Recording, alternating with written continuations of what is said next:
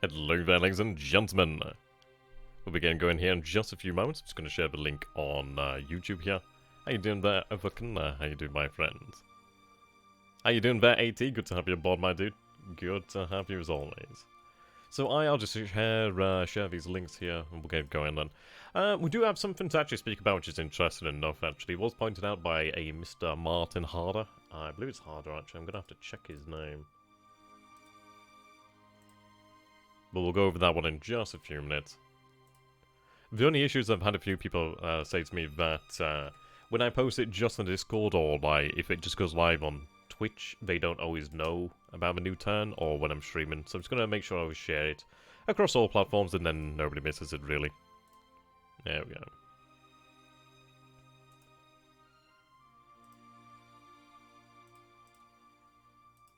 go. Okay.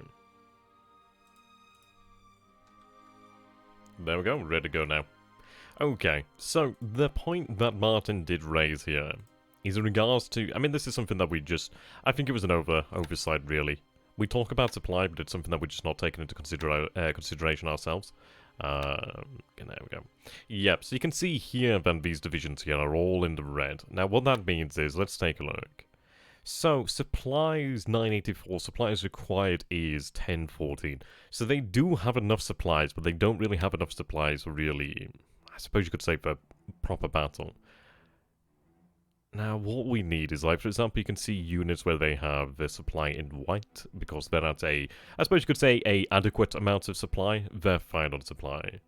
So what we'll probably do here, then, as much as I would have liked to attack, I think we are going to have to forego the attack here with the actual infantry for the time being, for one more day.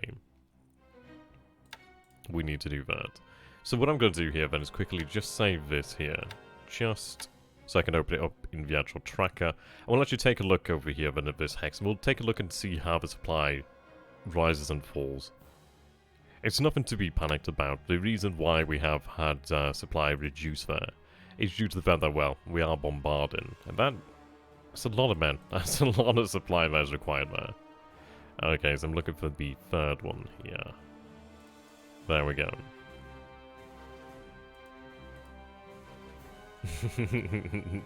General Kenobi. How you doing there, Paul? Yeah, no supplies, no surprise. I like that, actually. That's really good, actually. That's quite good. Okay. I don't think we're taking a look at the actual tracker yet, either. So, good time to do it now, isn't it? Oh, there we go. Yeah, it's not the end of the world.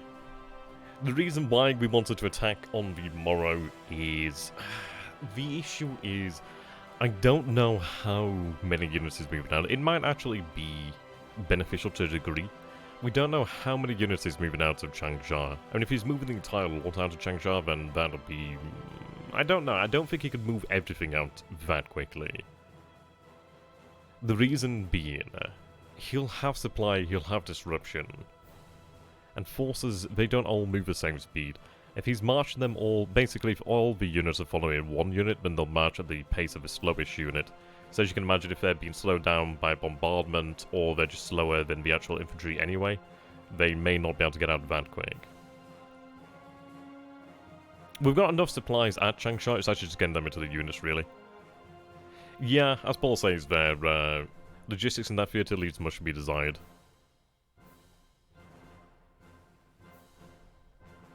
Like, we definitely do have enough supply in China right now. Well, the thing is, and welcome there, by the way, Paul. The thing is, it's like, what we wanted to do here, then, the reason why I wanted to actually attack tomorrow is because I wanted to try and catch his forces before he did leave Changsha. The reason being, it would, yes, it would actually hurt us more to do something like that. But what we wanted to do there is really give him a bloody nose before he did get across the river. The river isn't a great obstacle. He's going to see it as a great obstacle, but I believe... I've been told, supposedly, if we have 1-to-1 in terms of assault value, then we can actually potentially negate the shock attack across the river if you move with such a large force. But we'll see about that one. But even if it is a shock attack, it's not the end of the world. Once we get the infantry over there, once we get the artillery over there, once we get the 1,000+ tanks over there, then it's gonna hurt. Yeah, I mean, this is it, as Paul says there. I mean, we're having a little bit of a supply issue. It's not that we're actually lacking supply, it's just we want to have more supply for an actual attack. We have the supply, just actually getting it there. Now, he's going to be in a position where he has a supply deficit, like an actual deficit, that is made worse by the bombardments. Obviously, he's having to fire back with all his guns as well. Okay, so we're looking at the current turn here then. So, yeah, okay. Yeah, we had the new units arrive here. These units arrived at piping. I'll have to take a look at these guys, because I think what I'm going to do is actually take the air division and have it, let's see, when is it? So arrived at Changsha. Yeah, so I'm going to have the 4th Air Division shipped out of China, actually. It's fairly cheap to do, and it would be very, very useful to have. How you doing there, Reggie? Good to have you, my man. Okay, so LCUs. Let's see, Imperial Japanese Army.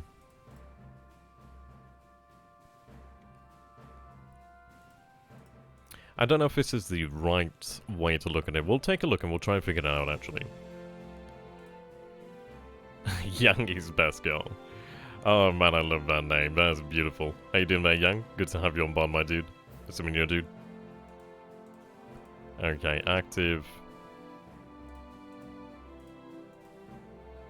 Enemy base makes things easier. Okay. Right, so see the divisions over here at Changsha. We'll take... I can't remember which division we had here to begin with. So hear me out, thinking Australia. Yeah, indeed. Oh, that'd be brilliant. Okay, let's go ahead here and take a look at the history then. So Pao Ting and Yang Huangnan for some time then, and interestingly enough. Xinjiang, Wuchang, yeah, Changsha. So they've been at Changsha for 44. Sorry, since turn 44. I'm not seeing it. Yeah, I'm gonna have to look into another view, really. I'm only seeing the actual status of the one division here. What I want to see is the actual supply status of the base. It might be listed as an actual base here, so if I go over here to bases then. Right, so... China, allies...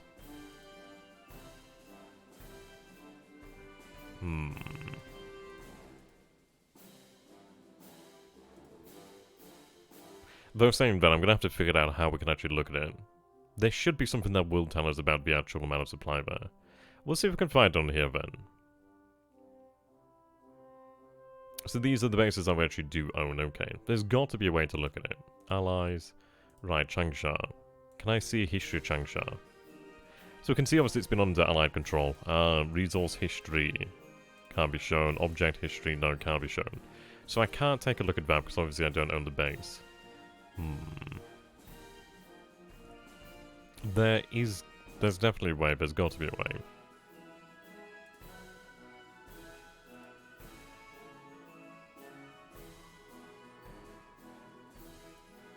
Okay, supply.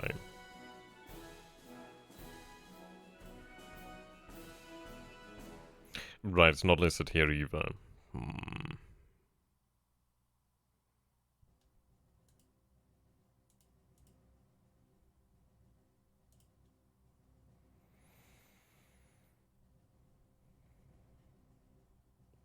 I'm just trying to think, like, how we'd be able to look at it.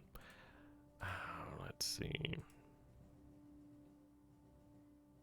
We're looking at the tracker here at the moment. What I'm trying to figure out is how to see how much supply is at Changsha has been used at Changsha.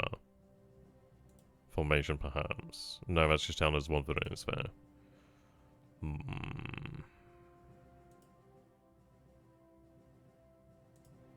I'm sure there'll be a way. We'll have to figure that one out later. But we'll take a look then actually at the turn once again. Okay. So over here at Changsha itself, we do have 21,945 tons of supply. Like, we require 29,392 tons of supply. So for this turn, we actually don't have enough right now.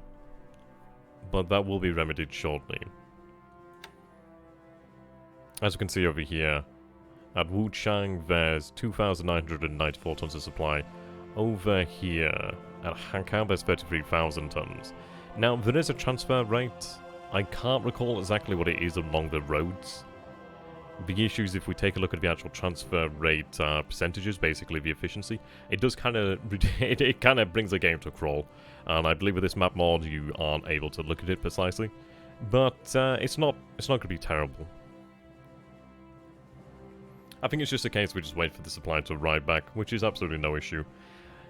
It's one of these of where we would have preferred to have done something tomorrow, but it's no real issue. So I think what we'll do then is we'll have the actual bombardments, obviously that being the regiments, and etc. They'll go ahead and bombard, as actually, that's fine. So what we'll do then here is defend, so just set all these combat orders to defend. Then what I'm going to do here is the artillery. I do want to, can I set them all to artillery? Sorry, to bombardment. Does that have everybody on bombardment? It does indeed, okay. Well, that's the plan. See, the issue is at the moment, I'll talk about them in just a second. It is a good point raised there. That was initially what we wanted to do, but the actual situation had changed. Right, so what I'm going to do here then is go to the artillery and go for it manually. At least it's only one click. Like, we do have an obscene amount of artillery here. Okay, those are the anti-tank guns. Not that... I don't think we really have to fear anything in regards to anti-tank guns.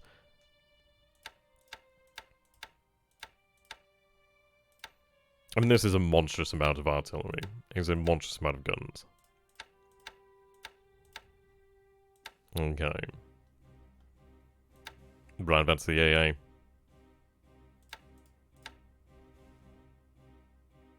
Yeah, we need to have the actual... See, these guys are just engineers. Which is still handy, but they're not really very handy here. They do have the vehicles. There's a part of me that thinks... I mean, they'll be able to contribute, but they're not amazing for it, you know what I mean? I don't think they actually contribute to proper battle. No, they don't. It's the actual... For example, the Imperial Japanese Army engineer squads that can. Like, these guys are going to be instrumental here. Okay.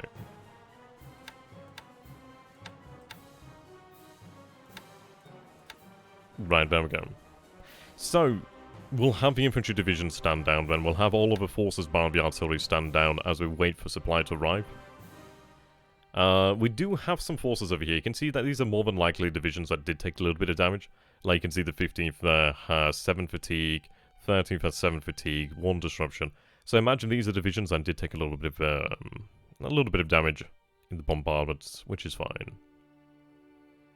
The table equipment is very good so far. Okay. Now, actually, Yang did raise a good point there. Let's bring up the actual drawing tool.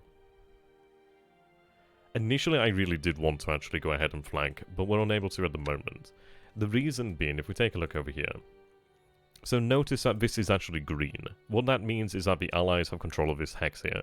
It's like, for example, you see that we have green here and green here, but then this is red and this is red. What that means is we, the Japanese, control this road, and therefore, unless the Allied had a unit, well, the Allies had a unit there, they can't cross. And the same applies over here at Changsha. I can't march down to the south there because that road is under the Allied control there. It's under Allied control. Like, for example, I can obviously march in here because this is under my control. It's the reason why, once you're in combat, you can't easily escape combat unless you actually control the roads, for example. So what we're doing here, then, is we have the 104th that's just arrived at this area here. They're going to take this base in the next turn. I do have the 8th Armoured Car Company and the Kyoko Naval Guard, which is in the same area as well. They're moving up towards this hex over here. How you doing there, Theta? Good to have you, my man. We do have the 4th Brigade over here as well, but it's marching south. Though what I might do is actually have the 4th Brigade can continue on towards Changsha. They do bring vital assault value after all, I suppose. So what we're waiting for here then is I need this base to fall, I need the 8th Armoured Car Company to make it to about this point here. I think I'll have the 4th Brigade continue until the 8th arrives, and then we definitely know that we've got the hex. But once that happens... And now the situation, I mean this is it, the situation is a little bit different now. He's pulling men across the river. I think we saw... I mean, we could actually count the amount of units actually involved in the battle. Like, if we take a look at the actual combat report, we'll be able to see the amount, the total number there. Okay. What are you doing with Mini KB? Yeah. We're going to be going further out into the Indian Ocean, but we have to stay at least 7 hexes away from any land base, really. Okay, so let's see over here then. So we saw 188,000 defending troops, 988 guns. The amount of artillery we have has actually increased, I do believe, since that last turn as well, which is excellent. So you can see here, all the units are actually listed. So 1, 2, 3, 4, 5, 6, 7, 8, 9, 10, 11, 12, 13, 14, 15, 16, 17, 18, 19, 20, 21, 22, 23, 24, 25, 26, 27, 28, 29, 30, 31, 32. Okay, so it looks like 32 units. Yeah, 32 units there. I wish I just hovered over that. So it's suggesting that there's actually 32 units in Changsha. Like, we have 9 out of 15 detection, so we have a very good detection over Changsha. So what we'll take a note of then is how many units actually leave Changsha next turn, if they are indeed to leave next turn at all, really.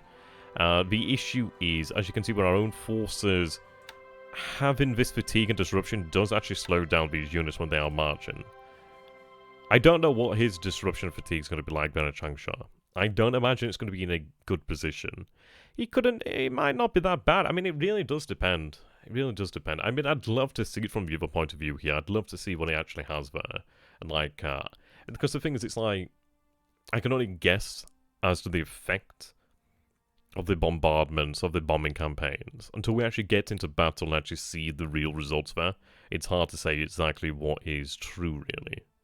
But that's something to bear in mind. As you can see over here with the 38th, they've got about 4 fatigue, really.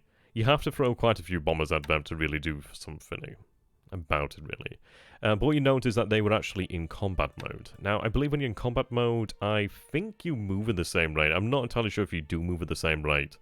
There's a lot of nuances to this game. And, yeah, I think you do move at the same rate. And this is it, like, I'm still learning this as well.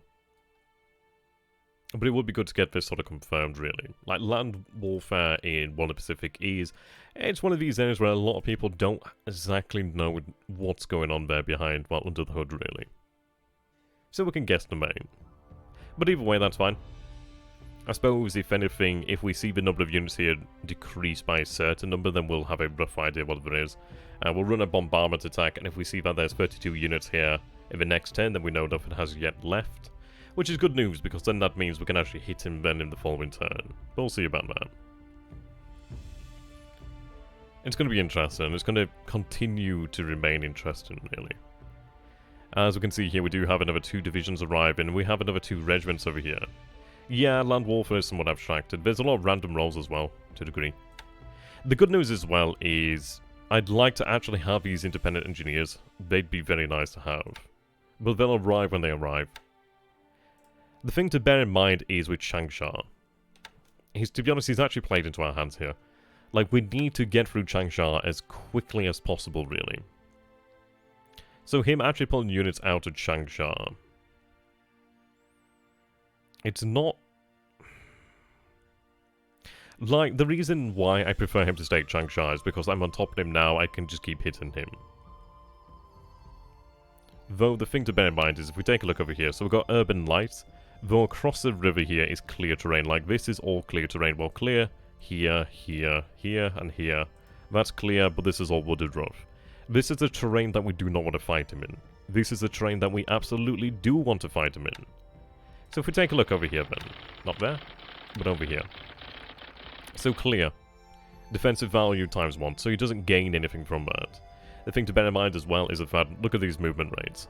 And look at the supply costs as well, for example. Like in Urban Light, it's only 10. So if we actually take a look at the roadway approaching, yeah, you can see here, Urban Light, clear terrain there, thankfully. But we do see wooded here, and we do see Urban Light here. So that's a little bit of a choke point in terms of supply to a degree. Like, it doesn't move through there as easily as it does elsewhere. Like, wooded rough. Like, you can see the difference here, times 3 defensive terrain. I can see that it is double the cost to move supply through there. So that's something to bear in mind. But as we can see here then, so movement rates. So in clear terrain, infantry move at, I think it's 10 miles or 10 kilometers or something around about that per phase. While as armor moves at 30. Other moves at 3, whatever other is really. Yeah. So the thing to bear in mind is once we actually do reach past Changsha, we can run him down in this terrain here. Absolutely run him down. If we take a look at the armor that we actually do have here then. Like, we do have a number of tank regiments. So let's see, 144 vehicles there. I wish it gave you a number of actual tanks, it'd make it a little bit easier to work things out. But as you can see here, about 60-odd vehicles there, nearly 70-odd vehicles. We do see tankettes, Type 97s, more tanks, more tanks, more tanks, more tanks, more tanks, more tanks, more tanks. They're not the best things. They are, I mean, objectively speaking, if you compare that to a Sherman, it's a piece of shit, you know what I mean? But the thing is, it's sufficient in China. We've actually not encountered any Chinese vehicles. I don't think we've ever encountered any Chinese vehicles that I can actually think of. So bear that one in mind. So if we take a look over here then, so troops database, we'll take a look at vehicles. Let's see, armor. Yeah, I mean, you can see here the IS-3 heavy tank there, 105 armor. Churchill 7 there. ISUs, M26s. Yeah. But let's see. Type 3 medium tank. Not bad, really. We have the Type 89As, I think, at the moment.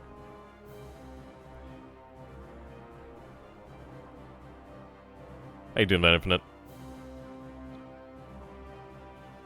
Does it actually differentiate between vehicles and tanks? Right, where's the Type 89? Type 97. We'll go with the Type 97. So you can see here that the Type 97, I believe this is anti-armor is 50, anti-soft. At least this is what I think these numbers actually mean. Does it tell you? But we can see here that the Stuart light tank is actually listed above. Which is quite amusing. Though saying that, yeah, the Stuart has slightly less soft attack, it seems. But you can see that we have 25 armor. They're adequate. They're absolutely adequate for China. Oh, right, I see. So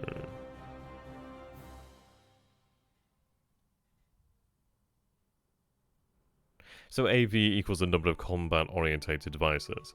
Okay, so does that actually tell me how many vehicles are actually in there then? So for example, the 10th Tank Regiment, does that tell me that there's 79 armoured vehicles in there?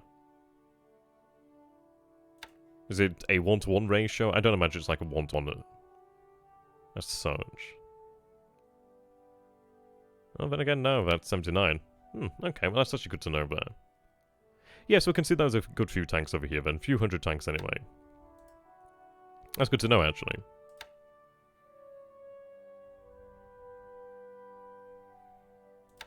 Okay. The good news is we'll have the 37th and 27th Divisions arrive tomorrow as well, which is excellent. I don't believe we have any other armor in China. Is there any other armor? I don't think there is any other armor in China. So let's take a look here. Ground units. Armor. There might be armor still in Manchuria, to be fair.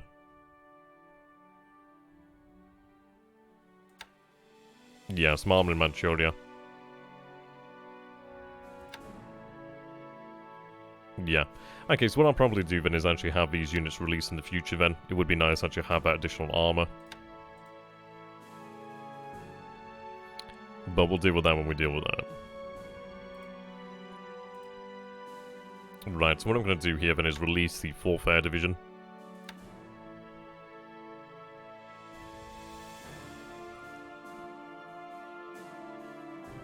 I'm going to see where, well, what units actually put it under. I'd like to have that Air Division, the reason being, well, we need additional air HQs. It's got the command range there at 4, it'd be fantastic to actually have.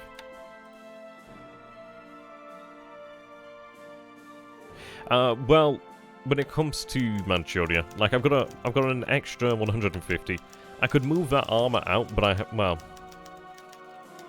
and I suppose I could potentially move out one of those units. I get a little bit worried about this now due to the fact of, well, the potential run-in that we had in the past. I do have additional forces moving into that area, I do believe. This is a little bit over strength here, actually. Okay.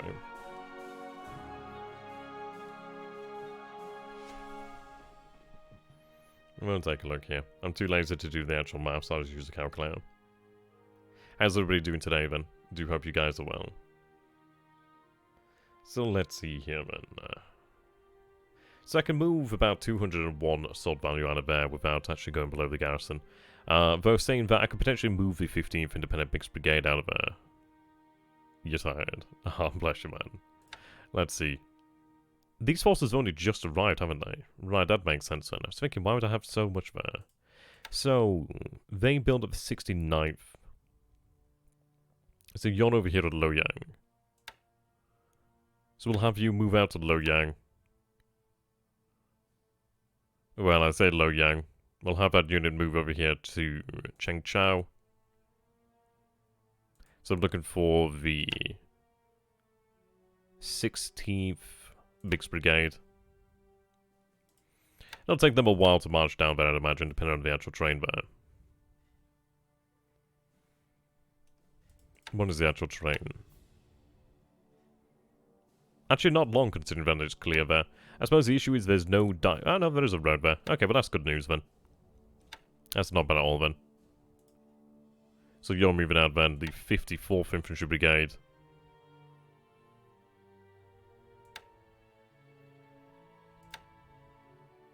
Right, just over here actually. So we'll have you move over there then. If I can actually reform these divisions, I'll be quite happy. So have you move here then.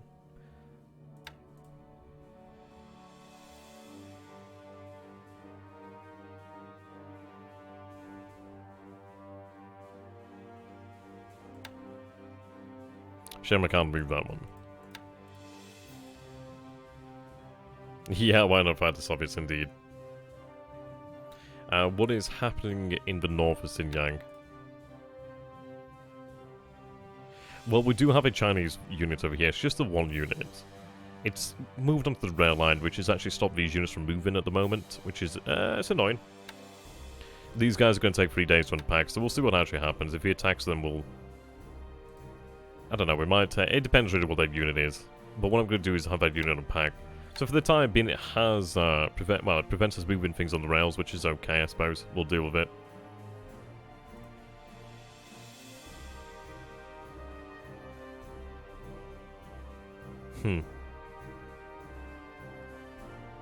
Okay. Now what I'm going to do is actually take some of these temporary divisions from over here at Hankow. At least in the future when I actually have use of the rail lines again. But what I'd like to do then is, it's been pointed out to me that these units can actually be subdivided, which is excellent. So that means that I can actually have them move out here to actually perform the garrison duties. So that'd be very good. So if we take a look then. Yeah, like for example over here I could, let's see, how much does that actually leave behind here?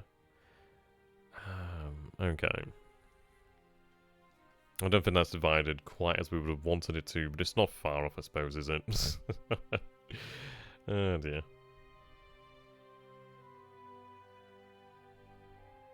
Yeah, it still leaves a little bit shy there, which is a shame.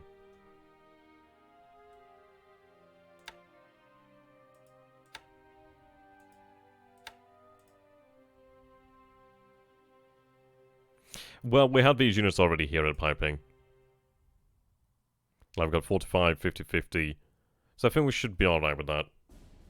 Saying that I'm not doing the maths, so I'll probably check that. I tell you, the thing is that I can work this out. It's just, it's not worth it doing the maths on camera, because it's just, you always look like an idiot. Right, so that takes us to 355. We can manage with that, though, but we're going to move those units out of there. It's not like a major deal. I can move something else from elsewhere. I think I moved a unit from here previously, actually.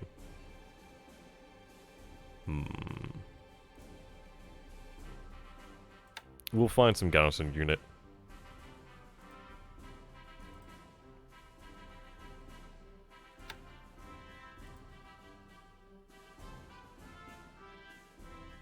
50.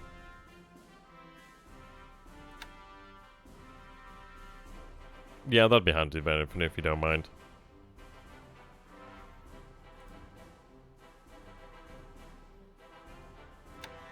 Like over here would be perfect actually, because I could have the actual Shanghai SLF moved out elsewhere then. Now they're attached to the China area. But we could have them made use of elsewhere, really. Regiments over here. Is there actually even a garrison requirement over here at Suchao? Okay, but actually is a fair garrison requirement there, so that's understandable. But I'd like to use other units then to do this. So you'd be able to reform the 71st Division. But it doesn't look like it can be reformed as of yet, so another 74 days before I can do that. Yeah, Soviet activation would make his day, I can imagine. Right, these new units have arrived as well, so these are infantry brigades then. So, some of these forces are out of Wuchang, so what we'll do then is we'll get them moving when we're able to do so. Have them in rest mode for the time being then.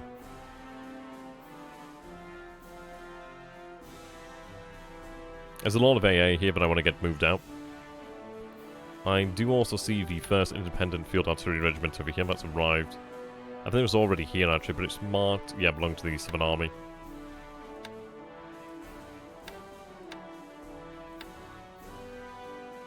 Yeah.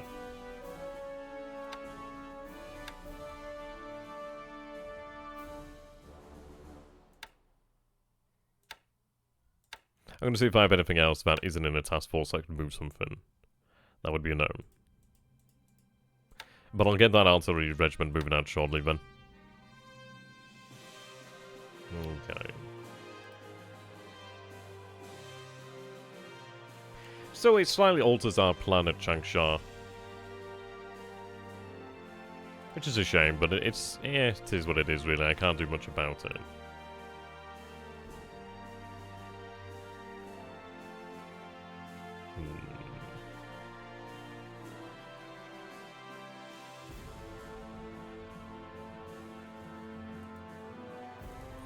Okay.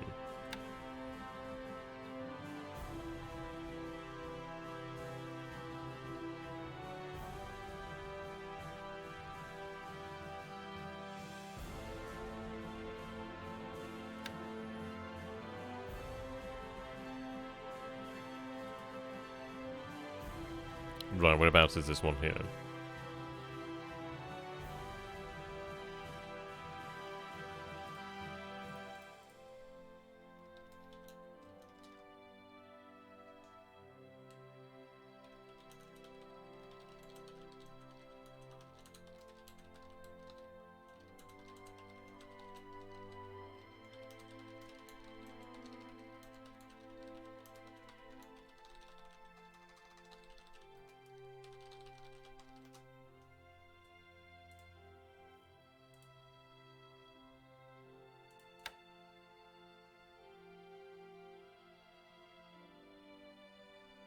Yeah, that's true actually, by what Paul has said. How you doing there, Yu-Gi-Oh fan? I'm so very glad it says Yu-Gi-Oh fan back, because I was really struggling how to read actually the start there. I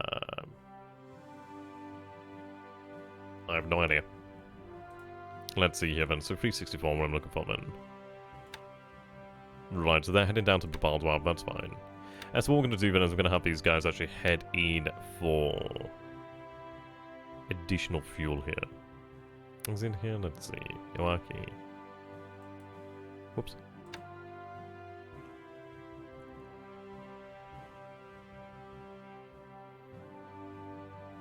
$20,000 units of fuel there. 63,000 units. So no, 630,000 units there at Tokyo. So we'll have them take on fuel at Tokyo. And then we'll have them make their way down. Right, there we go.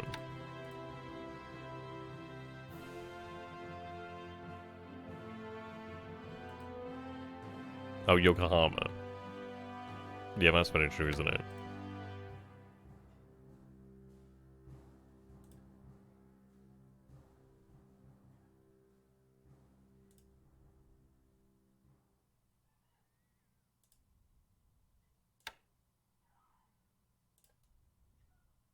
Right up, there you go.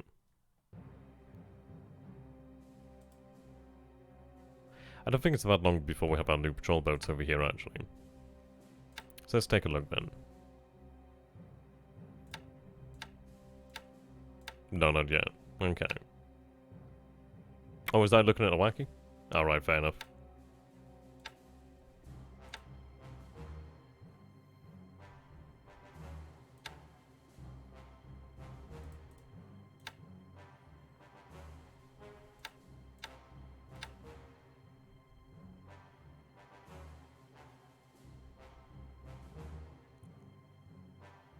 See, in fairness, I do need to get some fuel ship down to the... towards Banzai. I do need... well, towards the Marshall Islands and Marshall Islands as well, actually. I'm just debating as to whether to actually send these big boys over, really. I suppose for that sort of trip it might be worthwhile. Though, what I might do is actually have it shipped out to potentially like Saipan, or some sort of intermediate base that isn't actually being patrolled by submarines, and then have it shipped out from Saipan via other transports that are of lesser value. But then that's using more fuel, so I think what we'll do then is, I could go, I don't need it anytime soon, so what I'll do is I'll send these 12 knotters actually.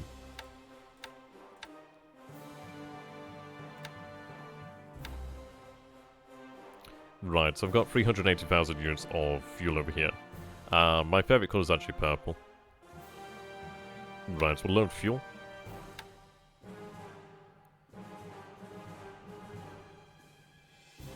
So 68,000 units of fuel, then a truck. We have 0 word bombardment. Drawing number 0. So we do need fuel and, well, yeah. Kwajalein is at 0 as well, so we do need fuel in these other areas. Yeah, that's true. So what I'm going to do then is I'm going to have them initially head towards Babaldwab.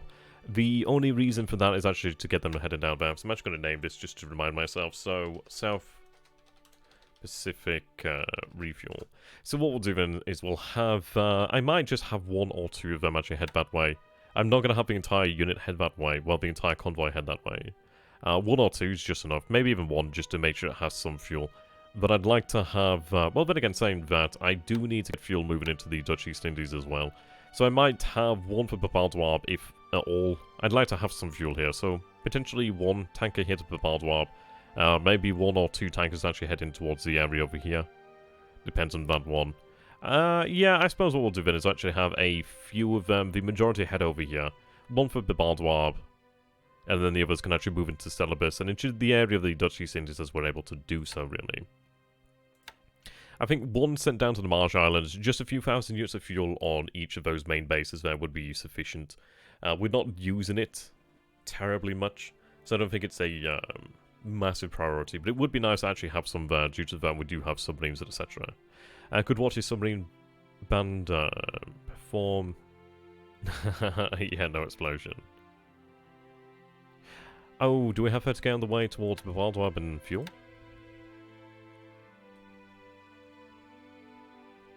I know I've got some supply headed down that way, actually. Oh, I do, don't I?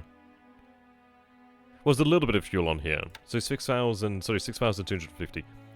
Yes, that's fine. So that can service Babaldwab just fine, Ben. That's brilliant, Ben. Yeah, we'll have the other ones, yeah. So we'll head down to Babaldwab. I'll have 1 or 2 then actually split off to head towards the Marsh Islands. I think 1 towards the Marsh Islands. Then potentially 1 down here as well. Look at task force, sort by fuel, okay.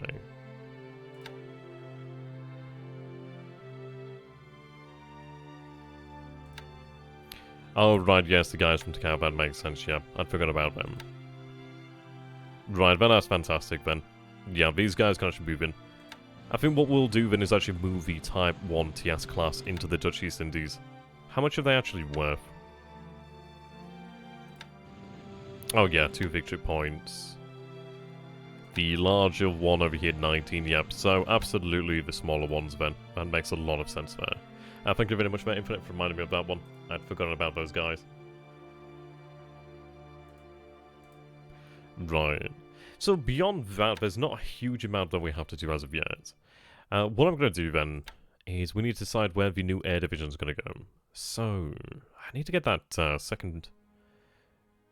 Right, do I have anything here that can actually pick that up? Let's see. The destroyer might be able to do it. Potentially the escort as well, so if we see here then. So, fast transport, for example. Can they pick anything up? 390 in terms of cargo. And I have 85 there. So there's no troops to actually pick up then, it seems. Yes, just the actual 13 guns over here. But it says there's 130 troops then. But that's not bad. So what we'll do here then is they can go back to the ASW.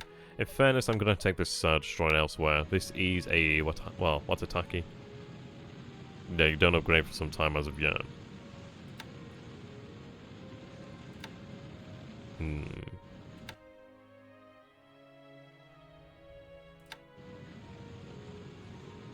Yeah, there's not a huge amount of service here, is it really? Though, I suppose in fairness it is actually being useful here. You have better depth charges then. Okay, I'll serve for the time being then. I do have the, these are Ansuyus. I think one of them can actually handle it. So what I'll do then is fast transport, take one of them. Yeah, you'll do fine. They actually have a decent amount of endurance over here as well, which is good news. So what we'll do here then, low troops, yeah, you're going to take the 2nd Field Artillery. And actually go back. Low troops only, verify. Yeah, 390, that's fine there. Set the load there. So the 2nd Field Artillery Regiment is over here at Luganville, isn't it? Is it actually? 2nd Field Artillery Regiment, okay.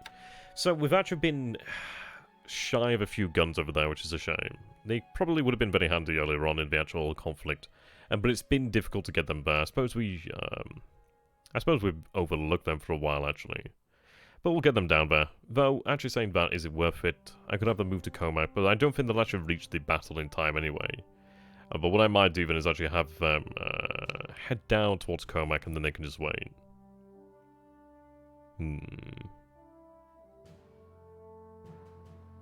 Yeah, I think that'd be worthwhile doing.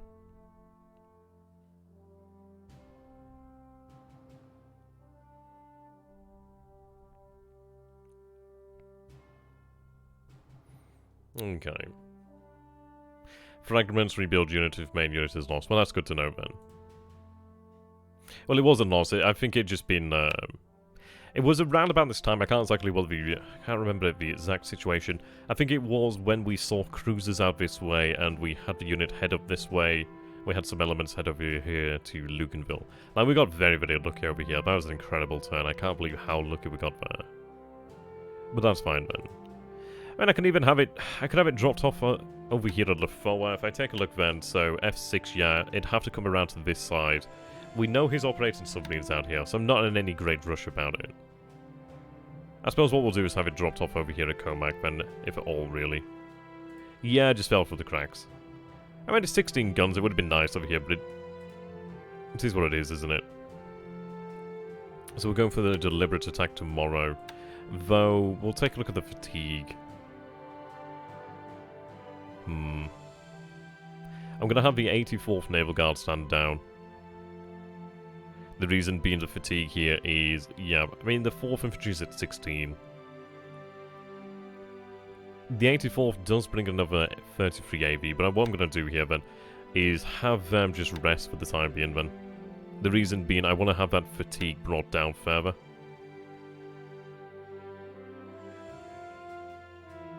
Yeah, that's true.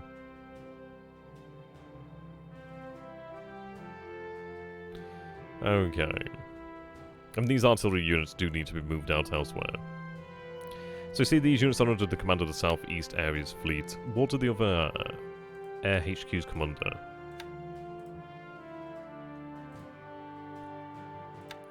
So you're under Southern Army. Suppose you have been moved out this way, haven't you? You're under 11th Air Fleet,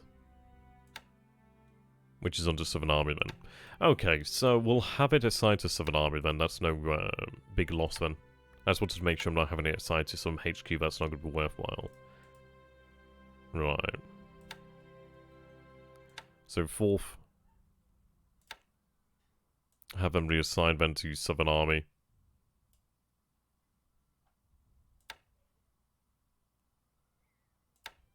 Right, there we go. So what I'm going to now do then is have them shifted over here to Shanghai.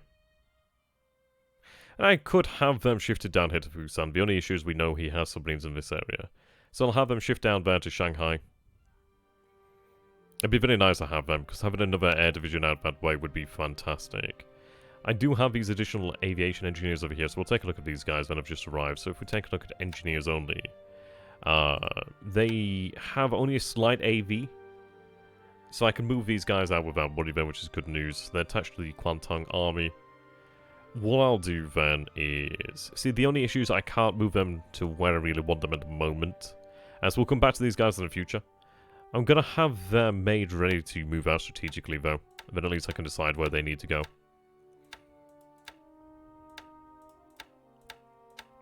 Right, so we'll come back and look at these guys in the future, then. Once I get that unit out of the way.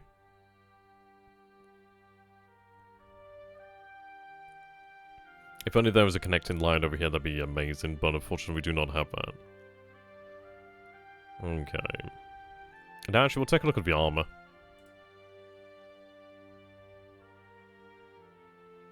Yeah, so this is the RF gun. So those are AT guns there.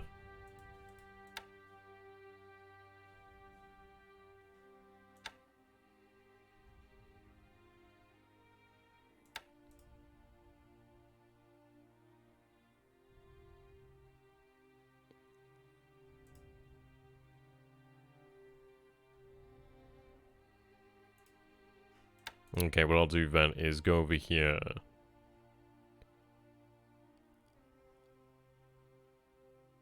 There we go.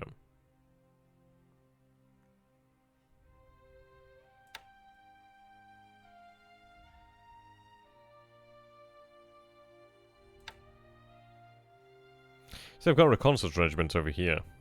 And it's really no good here, is it? There's a small garrison here, but let's see, can I do anything about that?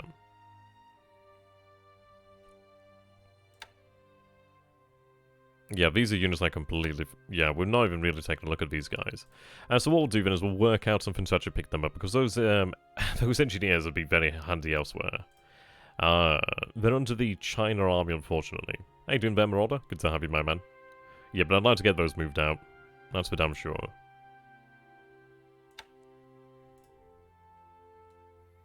Do I have anything spare then for amphibious movement? Not really. I could probably do it from over here. It's tankers here, actually, no, I expected a little bit more than, unfortunately not. But an escort has arrived over here, which is good news. It's not the best escorts I have, but what I'm going to do here then is move these fellows. But I'm also going to move the oiler here as well. Right. There's sufficient fuel here to actually load up, so what I'm going to do then is grab that fuel.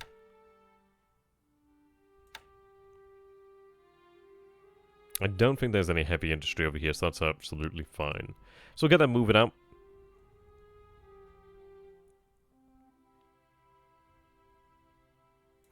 Okay, they're moving south on the 21st Division. We are carrying 26,000 tons of supply, which is good.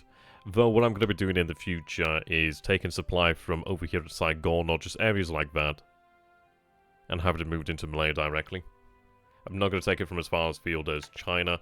One, because China needs supply. The only reason why I took it from China was the fact that they were moving down that way anyway. But I won't be doing that again.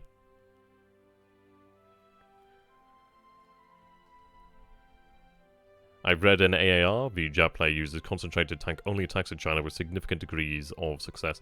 Yeah, I mean, the thing is, we will be able to do that when we are actually in the clear terrain. That's where we can actually do that sort of nonsense over here. Like, I can't wait to be able to do that sort of thing. It'd be beautiful. So we'll have to stay in the hand then, as we discussed over here. Which is a shame. Right, what do I actually have in the area that I could use to transfer units? I might just have to bring something from out here as well, actually. We did have a number of ships that have just finished their conversions. Are they over here at Tokyo? Let's see, I can't remember exactly where they are right now. It tells us in the operation log, so we'll take a look at that. Right, Osaka. That's fine.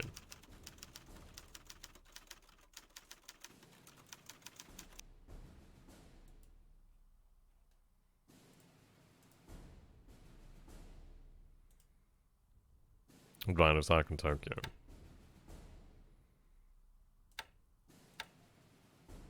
Well, it's good to have them online now. Yeah, we can see here we do have a lot of lifting capacity. The beauty of these guys is, let's see. Let's get back up here then. So we'll go all the way to the top.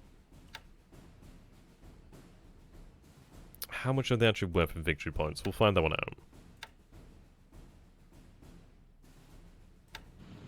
Right, so they're only worth 7 victory points. So they're basically Tohos. The beauty is they have the lifting capacity of AMCs. They're really useful. We're going to be using these for the most part. So what I'm going to do here then is grab them all, put them in a single task force, and then at least I know where they are. But we do have a lot to work with here, which is excellent. Right, there we go.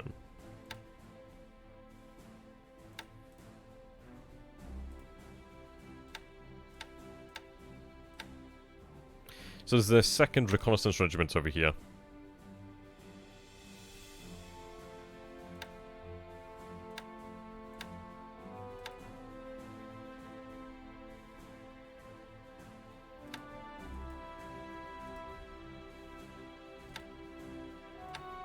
I think we'll have Naval Guard arriving in Tokyo soon enough, actually.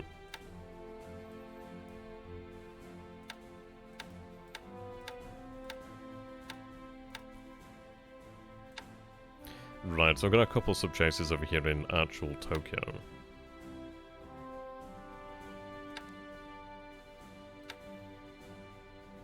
Okay.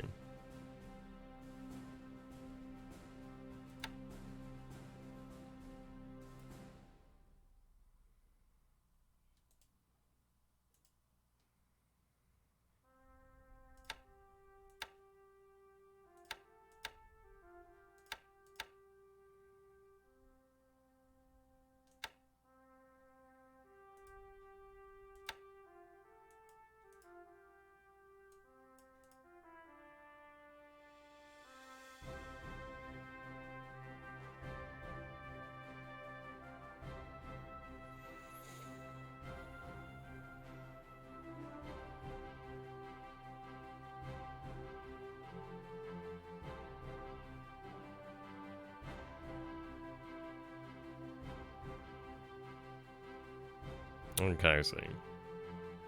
Right, that's superb. Right, what I'm going to do here then is... Right, these are Ansuyus. So they're going to be my fast transport birds out this way.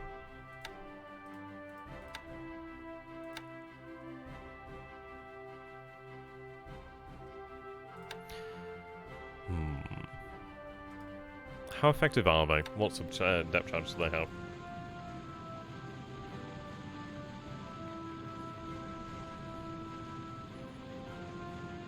I think what I'm going to do then is actually have these fellows moved up towards Hokkaido. So if you take a look at Wakanai, there's not a huge amount of fuel available at Wakanai. Though it's not too bad, obviously we can still move on here naturally. So we'll have them move over there to Wakanai. I'm going to retain the other patrol boats here then for the time being. Right. You're a different one actually. A Hishimi.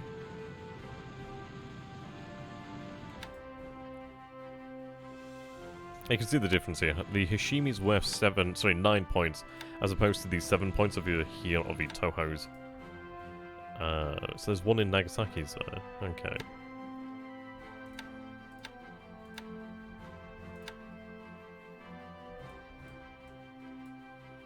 Ah, there we go. So we have the Maya Maroon. What do we have here then? These are the use and ends. They're actually quite nice to hold on to, aren't they? Okay, then I'll do. Do we actually have a patrol boat there to escort in?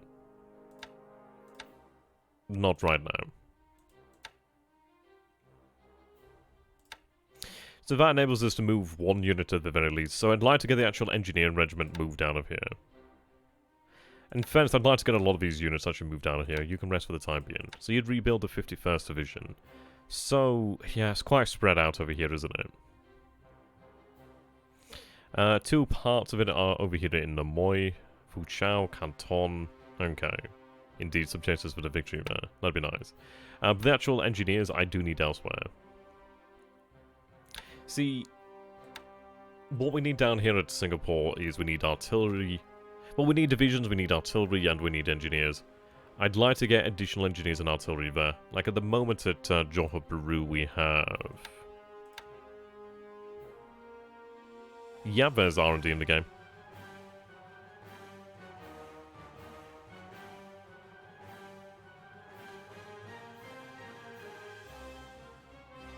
Yeah, that's good to see then.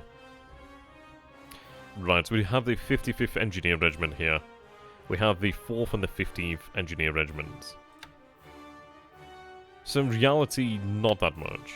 So I'd like to get more moving out there ASAP, really. How much would it be actually to have it transferred command? Oh, wrong unit.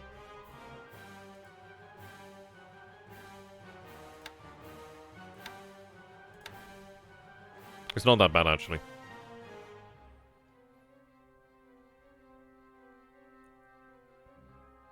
Okay, that's good news then. So I can actually have it transferred to the Southern Army. So they're about 98 points. So I think what I'm going to be doing here then is I'm going to be grabbing the engineers on the coastline. So I've got 3 engineer regiments I'm going to have shifted out of China then to Malaya.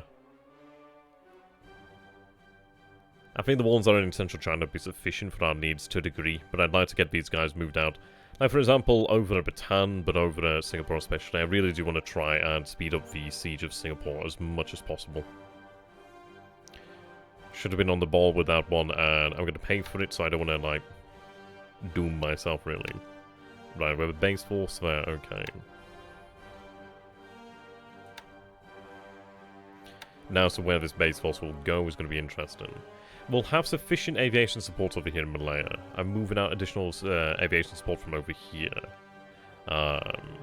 Where do I actually have it, though? That's a question.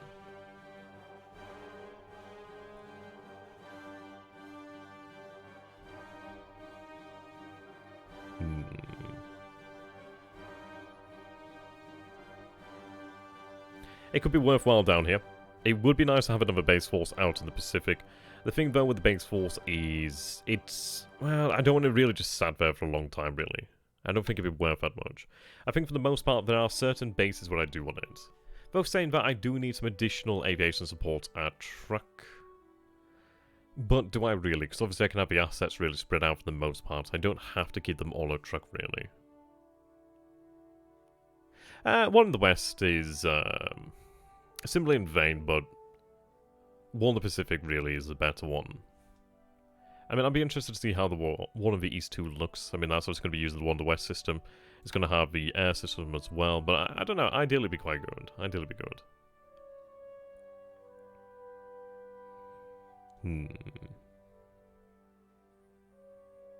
See, I'd like to begin fortifying the Marianas, to be honest. Yeah, but you don't need everything on Steam, like, I mean...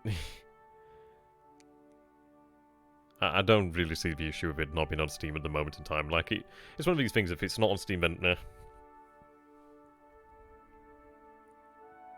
Okay. I think what I'll do then is actually have this brought down to somewhere like Moresby, perhaps, when it actually does fall there. I don't need to run... like, I don't need an actual air HQ out here, but then again, even then, is it actually worthwhile? Well, that sucks. You might be able to actually email the developers directly, or maybe just email somebody else, or get in contact with somebody else, and just have, like, have them buy and then transfer the funds to them. I'm sure there'll be ways around it. Okay. They were saying that the need is more pressing in the Dutch East Indies, so we'll have it sent out that way. Yeah, it's not far away from here, is it? Yeah, see... myself and Infinite were speaking last night, and we actually, well, Infinite noticed this one.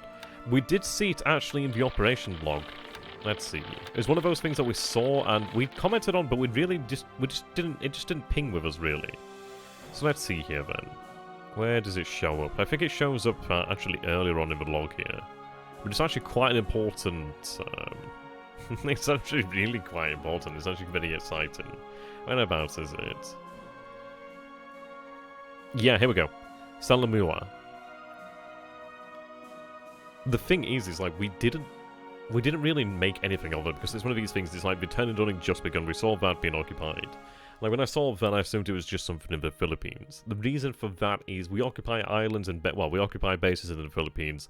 Like for example, we'll show an example here then. So over here then in Mindanao, we got the base of Butian due to the reason that we actually have more control over the base than the Allies do. How that works is, for example, like we have 243 assault value over here. We may have more actual quote-unquote control in that area. So that means that the base actually does fall to us because there's no garrison there to actually keep it in Allied hands. So the same system, as far as I'm aware, I've never seen a base fall. Like, I don't think they can potentially fall. No, they can't fall if they've got their own units there. It's only when there's no units in that actual base and you don't have actual sufficient military control of the area, I suppose you could say. Now, the important aspect to take into consideration is over here at Salamua. Now, normally there's actually, I believe it's Australian garrison units over here at these bases. And we actually have the base at Salamua. And this is fallen to our control here, since we landed over here at Buna. So this is actually a very big development. And take a look over here. So there's another 3,000 tons of supply that's just fallen into our hands. We've gained a level 1 port and a level 1 airfield. This is actually a really big deal. The reason why it's a big deal is because these other bases over here actually look like they may be potentially ungarrisoned as well, which is fantastic. And this is great, because we actually do want these bases. But having this over here, that means I could actually have a aviation engine unit flown out over here to Salamua, and that means I can actually base aircraft here, no issue. For example, you take a look at this, like at Buna, we have no airfield. Over here, we have an airfield. We have a port. We actually have everything we need here to actually get things moving, which is fantastic. So what we could potentially do here, then, for example, is... Because prior to this, like, we didn't know what was here. I had assumed there was units here, because that is the traditional thing for units to be in that area. Obviously, there's always a garrison unit here, normally. Yeah, we're going to capture Port Moresby in a matter of time, but this actually really does help us out significantly. The reason for that is I can actually have some Jakes here stationed. Well, station Jakes here, for example, and then they're able to run naval search in the area. It really opens up a lot of options for us. But to bear in mind as well, so we have Buna here, which is 2 hexes away. Moresby's 3 hexes away, so we can see all these other bases within range. That's within range. It would have to be an air... I think it's an air division headquarters. There's a level, there's like a few levels. There's the flotilla, the division. I think there's a army equivalent or something of a higher nature. That actually does have 5 hexes, I believe, of range. Like, originally I was thinking maybe they'll have an... Actually, let's see what we have over here then on Ramal. So I've got the... Yeah, here we go, the fleet. Okay, well, fantastic. There we go. So I've got the 11th Fleet Command here then. So let's see. We might be able to get them placed over here. So if I have a look over here then, so Gaz Mars would be included in that as well. Yeah, Air Division is an army and it has a radius of 4, that's it. We've been trying to... I mean, the thing is, it's impossible for us to completely shut off Australia. Obviously, you can move in things on this side of Australia. What we're trying to do here then is conquer the South Pacific and make it harder on him, really. We've really taken our foot off of the gas over here in this area, but we will be expanding here in the future. But for now, we're really looking towards consolidation in the South Pacific, which is why once New Maya falls over here and we actually do fully secure the island of New Caledonia, we'll have control of the entire island chain here, barring these other bases. But these bases should fall to our control in time, unless I just send a small unit out here just to capture them, which might not be a bad idea. There's a port here, and there's a port over here, so they're not major, but it would obviously be good to have them.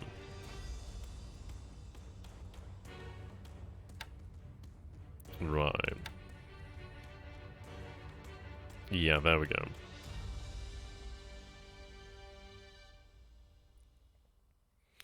So the question comes down to, we have a little bit of detection over here at Gaz Mars, and I've not seen a unit.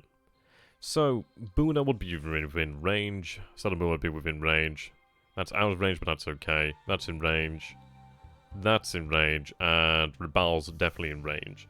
So that's where we really want to base our air division. Well, the actual fleet. The air fleet.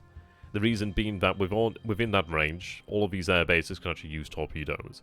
So actually having the base of Salamur full to our control without a fight is amazing. It really has opened up a lot of options here for us. So what I'd like to do is actually see if we can actually bring under our control. We do have assets over here to actually perform a landing there. I'd like to do that. Yep, I've got a few things. I've got some nice stuff over here that can move them out. So what I'll probably do then is take a segment of the regiment over here, which is excellent. So let's see here then. Amphibious. I could do a fast transport. I might do a fast transport, but the thing is I'm not guaranteed to get infantry on there. We'll probably get some infantry, but I'd like to make sure we get some infantry. So then what I'd like to do is use that unit event to capture these other bases. So we'll see here then. Right. Yeah, exactly. It tells us there's nothing there at Ley. So what I'm going to do then is I'm going to grab these two Aiden class. Right, there we go. I'll grab this one as well. So I'm going to grab these three over here. Right, you've been converted. But I don't want to move the entire unit. Or do I? Does it make a difference? I don't think it makes a difference. I'm not going to move the entire unit as of yet. I'd rather move it piecemeal. So what we're going to do here then, we can't dock at the moment. So if we take a look at the 24th Infantry Regiment, yeah, that's going to take units, just small elements of it then. So, I'm not going to take any supply. Right, there we go. So you can see that we're going to be loaded up a good few elements here then. So we'll see... Yeah, okay. That's fine. So what I'll do now, I do have some patrol boats over here, I think.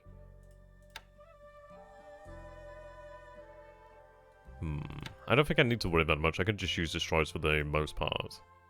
Right, they're heading back. So what I'm going to do here then is divide that into 3, really.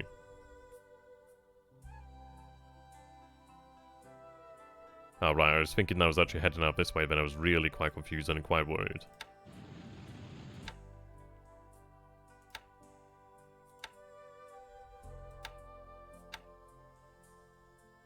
Right, undock you.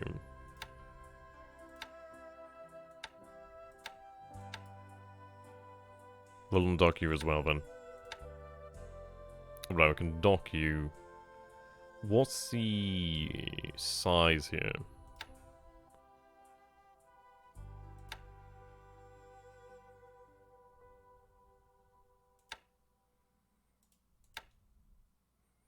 Right, 24,000 tons, I think. So what I'll do then is I'll grab some escorts.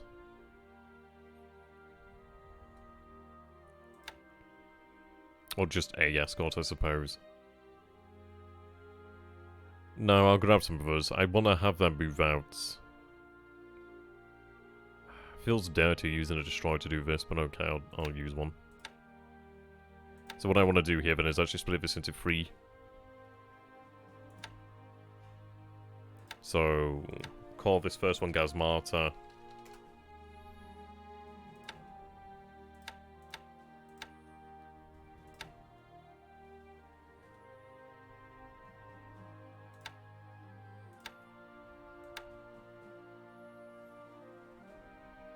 This one can be Ley. Is that how it's spelled? I think it's how it's spelled, yeah, Ley. What's the name of the base is over here? Yeah, we'll grab that one as well. We're going to be taking Mandang next turn, which is great. So, Gazmata. I'll have another one head out here just on the off chance.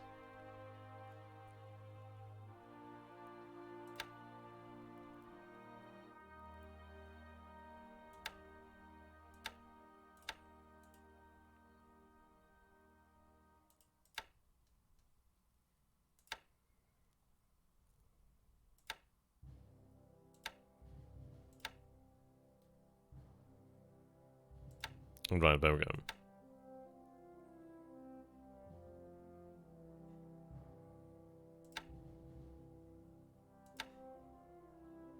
So you're going to head in here to Finchschaffen or something like that. You're going to head over here to Ley.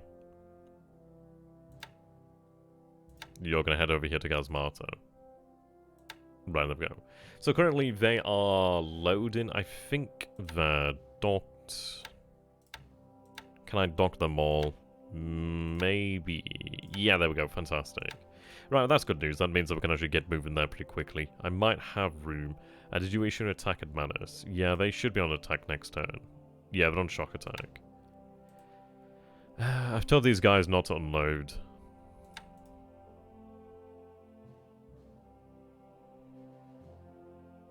I might use the actual infantry regiment over here to take that base.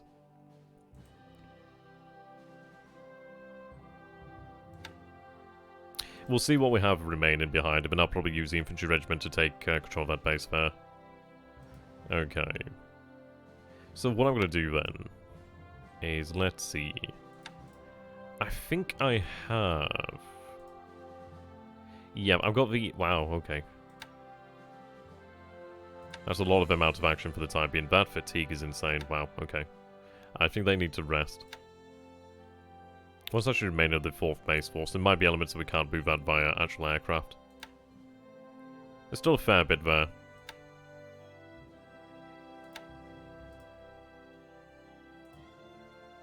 What I'll do then is I'll actually set up a force to go pick up the rest of the 4th base force there then.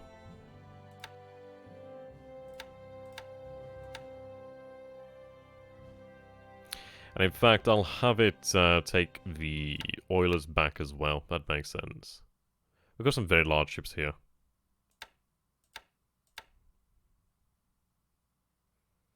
Right, these guys are lemurs. They're really quite nice. What's the actual cruise speed here then? Okay.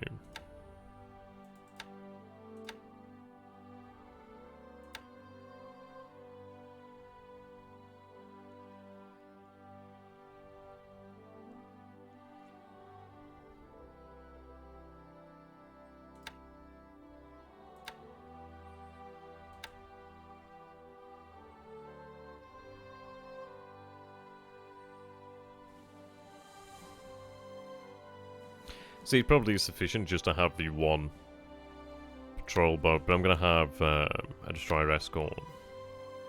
Gigiro. In fairness, I'd like to actually have some of these destroyers taken to the Kitapatai. These have really nice high endurance, which is fantastic.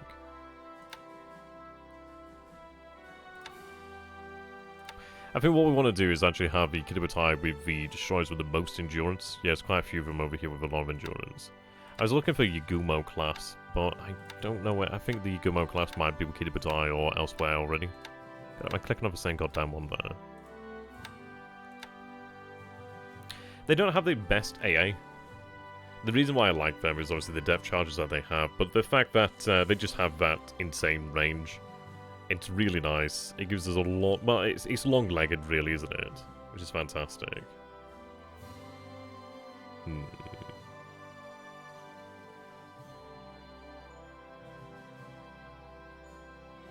think as well, we're going to bear in mind that a lot of the destroyers could probably do with some repairs. So what I'll do then is I'll grab... So that'll leave us with 1, 2... We do have another 3 arriving back. So I'll take these destroyers here then. Yagumo's up around Tokyo. Okay. Right, so I'll grab these long-legged destroyers here then. Is there anything of value that needs to go back then to Ramal? Sorry to truck. Nothing of real value beyond that then. Yeah, that's fine. So I'll have these actual destroyers move into the Kitapatai. They have very little damage, but having 6,000 endurance is fantastic. So I'll have them head back to truck.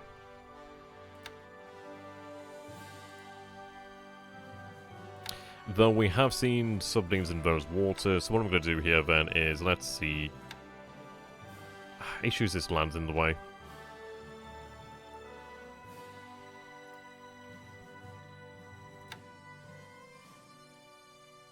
I'll have them approach from another direction, really. So something like that, so we really get an idea where these submarines are. Then again, they could, well, then again, I suppose they do have a heavy escort, but the thing is, it's like, is it worth it? What's the actual difference, then? If we take a look at the actual time taken, then what's the actual difference? Is it this one? 11 ships.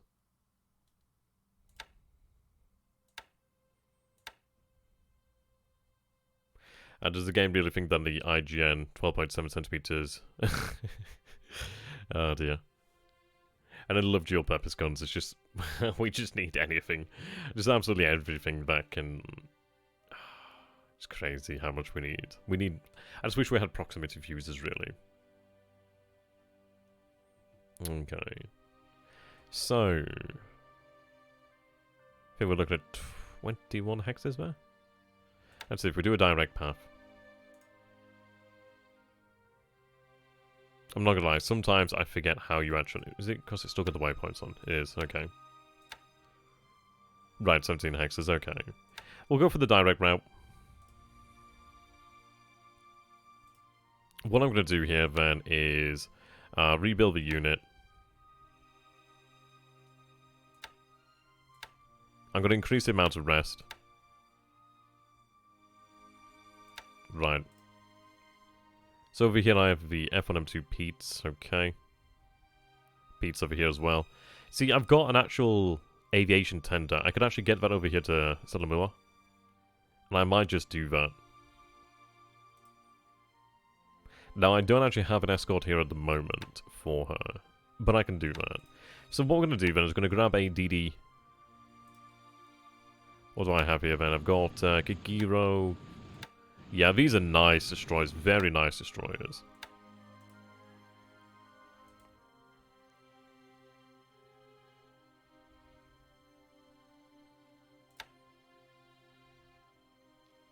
But I don't think it's really worth... Well, what I could potentially do then... Okay, what we'll do... I'll take the Sinai. If that's indeed how you actually pronounce it. I could even use the, could use you, really.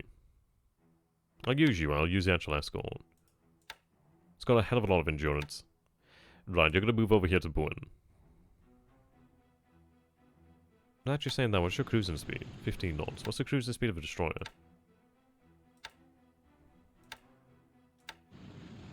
15. That's fine, so we'll have that move over there. Now then, the Petes have a range of 3 hexes. How far? We're looking at 3 hexes, okay. That's really at the limit of their range, I suppose you could say. Got G3M2s over here. What do I have over here then?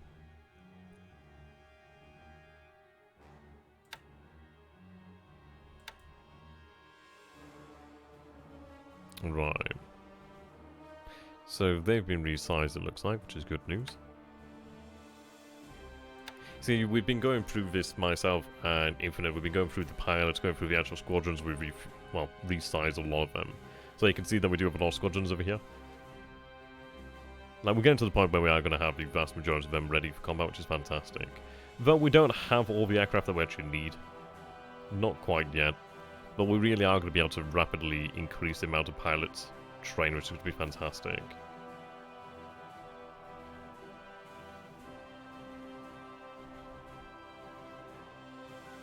Yeah, that group can be divided. That's good then.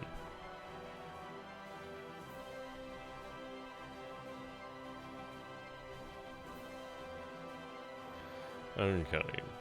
So what we'll do then is we'll take this group over here of Jakes, the 16th KUT, and we'll have them divided. Right, so if we take a look then...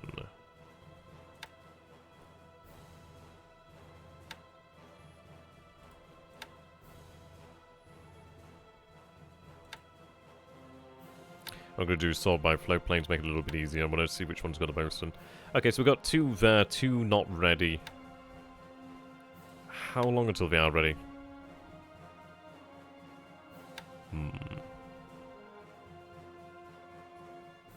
Well, they can't be transferred as of yet, then. Okay, I'll look at another unit, then. I'd like to get something in there now.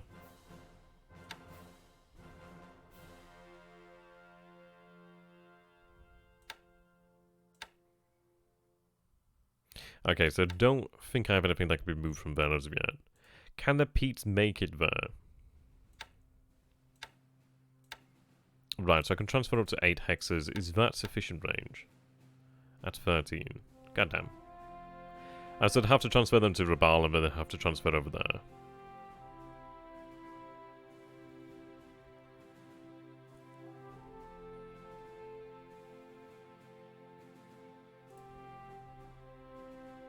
I don't imagine these guys could make it.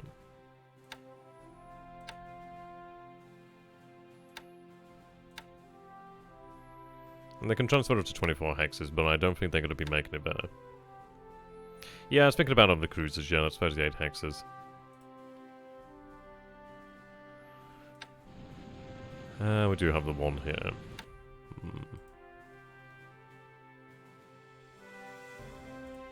Okay, what I'll do then is I'll have these fellows transferred. And again, I can't... Well, do we want Jakes? What's that actual... Right, so they do have the extended range, so they can make it. Okay, yeah, they're fine, they're fine. So what I'll do then is I'll have them transfer over here to Rabaul. What we'll do then is we'll get... I mean, will that destroyer actually arrive there? I might just take one of these destroyers over here that will definitely arrive there tomorrow.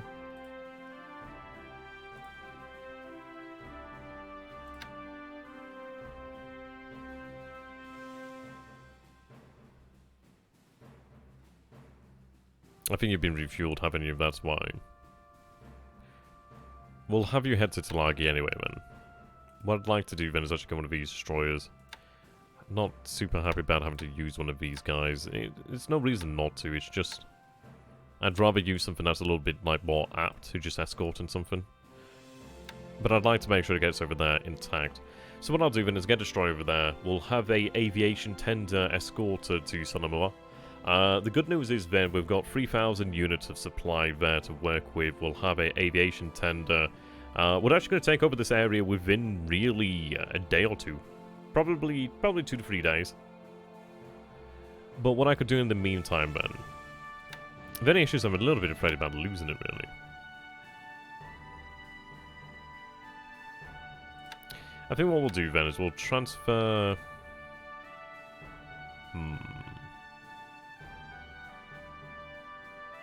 No, what I'll do is I'll just run reconnaissance from here.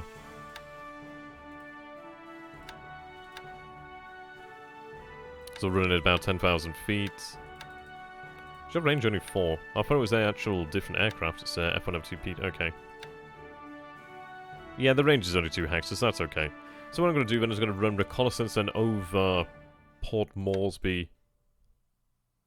What we want to do here then is actually gather intelligence. We're going to have the G3M2s rest in this area. This is actually really fantastic. It really is going to make our invasion of this area significantly easier. He's done us a great service over here. So what we're going to be doing then is forces will be landing over here at Gazmata. We're going to take these 2 bases over here. This base will fall next turn. That base is going to fall next turn. I'll probably look at taking this base then, return after... As I want to see what forces remain here. I mean, I could have... Well, to be fair, I'll probably have them ready to move on here now. Though I know there's a garrison unit here. Well, there more than likely is a garrison unit here, so I have to bear that one in mind. I will be landing in Hollandia next turn as well, so... We're making inroads now in the new... on New Guinea, really. Obviously, we'll be marching upon Buna. It's going to take some time, but it'll not take that long, really. Okay, but this is all about solidifying our control of this area. Okay. There's still... Yeah, we still have SLF squads over here, so that's nothing to worry about then. We still actually have some ability to fight. I was slightly worried about this unit, but I don't think he's going to be doing anything with it. Okay. So indeed, what I'm going to do then is I'll take the large transports. No, actually, I'll take the other ones. Right, I'm using Rabaul, not doing anything at this moment in time. I'll grab them.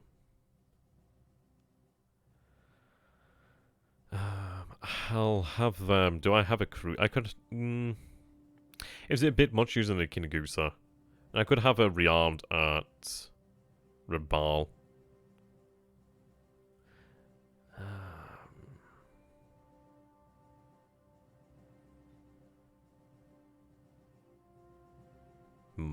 I don't think there's actual coastal guns there. I'd be surprised if there was coastal defense guns there. No, there's not. I'd sincerely doubt there's coastal defense guns there, so I'll just take a patrol boat. I think that's fine.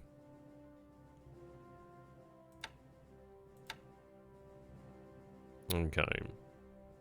They're going to load the rest of the 24th Infantry. I'm not going to take any supplies. I can have supplies moved out from here at Manus potentially if needs be, or elsewhere.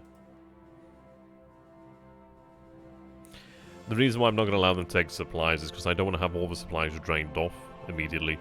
So what I'll do then is... Let's see. That doesn't leave me with much left over here. Yeah, tiny... Yeah, that's fine. I can have some supplies taken over there. Will you bomb Port Moresby with Imperial Japanese bombers? Well, probably. Possibly. It does depend, really. We'll see what's actually in Moresby. I'd rather not use the Navy bombers for stuff like that, really, because it just seems like you're not utilising them to really their best extent. We'll see about that. It's something to bear in mind, but this is fantastic, because this actually really does give us a just amazing inroad into the area. Really very good. But it does really make you wonder, where did he move the troops to? Because we see, well, we've identified one unit over here. I don't think I've ever really had much in the way of intelligence over this area. There was some turns ago when we had the Kitabatai take a look at it, but I don't recall looking at the actual number of enemy units present. I think there might have been a couple, and this is indicating at least 1,800 men at the moment. I believe there's probably more, but we'll see about that. It does make me wonder, did he take these troops from over here in New Guinea and move them down here to New Caledonia? Did he have them moved down here to... He might have actually moved them just to Moresby, really. And if it's done that, then okay. But what I find interesting is it appears like the troops might have walked out of here. The reason why I kind of think that is there's 3,000 tons of supply here. That's a lot of supply just to have sat there. I'd love to ask him about that one day. We'll see about that. I imagine we'll have the information come to light shortly, really. Okay. So the Kiso's making her way down there to Tarawa. So what I'm going to be doing then at Tarawa is I'm going to be looking towards picking up some units over here. I'm going to have units shifted around. I might take the actual infantry units and have them move to join up with the rest of the units. But what I'd like to do ultimately is I'd like to get a Koi over here to Canton Island. So then I can actually run the H6K4s over here. The reason why I'd want to do that is it's another 17 hexes away. It doesn't look like 17 hexes, but it is indeed 17 hexes. If I was to run at extended range, I'd have range over Palmyra, which is something I'd like to bear in mind. But it's like, that's 19 hexes, there's 20 hexes. What I want to be able to do then is run normal, normal range flights, and I should be able to run reconnaissance out this way. I want to have prior notice of anything that comes out of a Lion Island. That's really what I want to have there. Yeah, 20 hexes there. And this is it. You can imagine this is going to box him in to a degree. We don't know where the carriers are. So I think any foresight, any foreknowledge would be fantastic at this point in time, really. I don't know. We just don't know at the moment. He might be still at Hawaii. He might be elsewhere. It's one of those things of, until he reveals where they are, I really can't say. I think the best thing he did for us was really, well, revealing his carriers. At least some of the carriers. We saw the vast majority arrive over here at Tarawa, somewhere about that area there, and then they bombed Tarawa. And granted, they did actually hit some assets over there, which did suck. We then saw another carrier hit midway, somewhere around here. So we know the carriers, the USN carriers, are in this area. See, this is a thing, really. It's like, he hit Tarawa and he hit Midway. I don't know. I mean, Midway, I don't know. It's one of those, is it just training? Because the thing is, if it was just training, why didn't he keep it up, really? Was he afraid of submarines? But the thing is, if he's afraid of submarines, then why was he doing it all, really? It just seems like it was just to show, like, oh, I've got to carry you, you know what I mean? I don't know. I really can't say there was much worth it. Like, he bombarded with the battleships, and look what he got there. He got a torpedo into the Oklahoma. So, was it worthwhile? He'll repair that damage, but that just means that the Oklahoma has just been damaged for really no gain. He inflicted some damage on the garrison at Midway, but that's not going to do anything in the long run, really. He's still going to have to land better at Midway to retake the island if he wants the island. But the beautiful thing about that is, we haven't seen the carriers, but we don't have to kind of get an idea of where they are. Like, bear in mind the example of Hermes. We saw, well, we saw Swordfish, and we saw what could only be a CVE, which was obviously the Hermes. There's only the Hermes that carries the Swordfish out there. Unless he had them based from an actual, well, airfield, but didn't appear that way. It looked like they actually did come out from the waters. So, most definitely the Hermes. The numbers as well suggested the Hermes. So this is it. You can kind of work out where things are by the nature of the attacks, by just the reports and etc. Like, he'll know where the Kiribatai is more than likely, because his submarines will probably have spotted like A6 and 2s. Well, they'll probably spotted like carrier dive bomber, carrier torpedo bomber. That and yeah, he did kind of say to me, well, like I was trying to tease him, saying, "Oh, you don't know where the Kiribatai is," and then he's like, "Well, I actually do know where the Kiribatai is, thanks to magic." I'm like, shit. So he kind of knows where the Kiribatai is. He knows that she's up near Truck. So it's going to be an interesting time, really. Would he attack? I'd say more than likely somewhere. It will be interesting, though. He might just bide his time at Hawaii. It really is hard to say what he's going to do. I feel like THG is offensively minded, so the kinda... I mean, there's a few options here. I suppose one option is he makes his way down here to New Zealand, and he uses New Zealand as his logistical base then to just, like, move out here, really. Which he could do. The thing is, it's like, I don't have a huge combat patrol potential down here at these islands, but at least I do have something. It wouldn't really be a case of going toe-to-toe with his fighters. It'd be more so a case of just being able to like run escort for the actual torpedo bombers. And let's say that all the torpedo bombers can actually get onto the target, it could be potentially likely that they could score a hit. And that would really change a lot of things there. That would be beautiful. So, I suppose option one is we expect to move down here, and then ultimately he'll begin to attack in this region over here, more than likely. We've seen things that support that. We've seen tankers over here at Palmyra. I believe we've seen tankers in this area around here somewhere. I think we've seen tankers over here as well. Either tankers or transports, I can't remember exactly what they were. But it would make sense in this area, but it was moving fuel if he was to go for an offensive like that. The only other option is, well, he remains in place over here at Hawaii. I mean, there's the idea he could potentially move out towards Japan, but the thing is, it's like, it puts him in a very difficult position. Because when he's moving out, I mean, imagine, there's only really, like, an area like, something like that, where we don't have naval detection over. Not that our naval detection is, like, grade A. Like, if we take a look over here at the actual map. So we take a look over here then, so search arcs, we'll take a look, 50%. Yeah, okay. We'll look at... Let's look at 25%. Yeah, so you can see here 25%. Now that we have aircraft over here at Paramashiro-jima, we've got aircraft over here at Bihoro. I think I've got some base out here at Yokohama, Yokosuka, and some obviously over here at Nagasaki. So these are all H6K4 squadrons. You can see how transparent these actual radiuses are. It doesn't mean that we have like a great deal of naval surge, but it means that we have some of it. So the thing to bear in mind as well is if you take a look over here then. So there's only really this area where we don't have naval surge.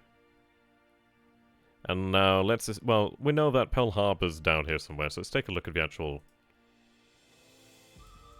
Right, there we go. Okay. So, if he was to head from Pearl Harbor directly up towards Japan, obviously he's going to move through this radius over here. He's going to move through He's going to move through a number of them.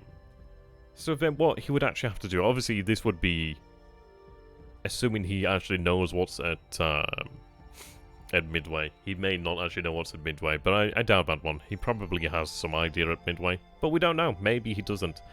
He did only see one aircraft there at Midway when he was last there, so maybe... I suppose he might have had a report about a Jake as well, so I don't know. Maybe he doesn't know that we have any aircraft there. Yeah, we captured Midway some time ago, actually. Yeah. So then it comes down to, well, he's going to have to do something silly like this. But either way, no matter which way he goes about it, he's going to have to move into the detection range of these aircraft. Like, we might not pick him up until it's here, or until it's here, but any prior warning is worth it. Yeah, in fairness, I made a lot of mistakes in the early part of the campaign. Like, a lot of noobish, like, sort of mistakes, really. If we take a look, see the... Let's wait for it to load. Like, I should have been using my cars a hell of a lot better. But we've learned a lot of lessons since then, really.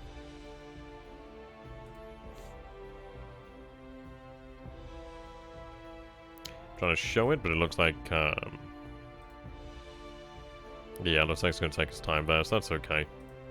Don't need to see that, really. Okay.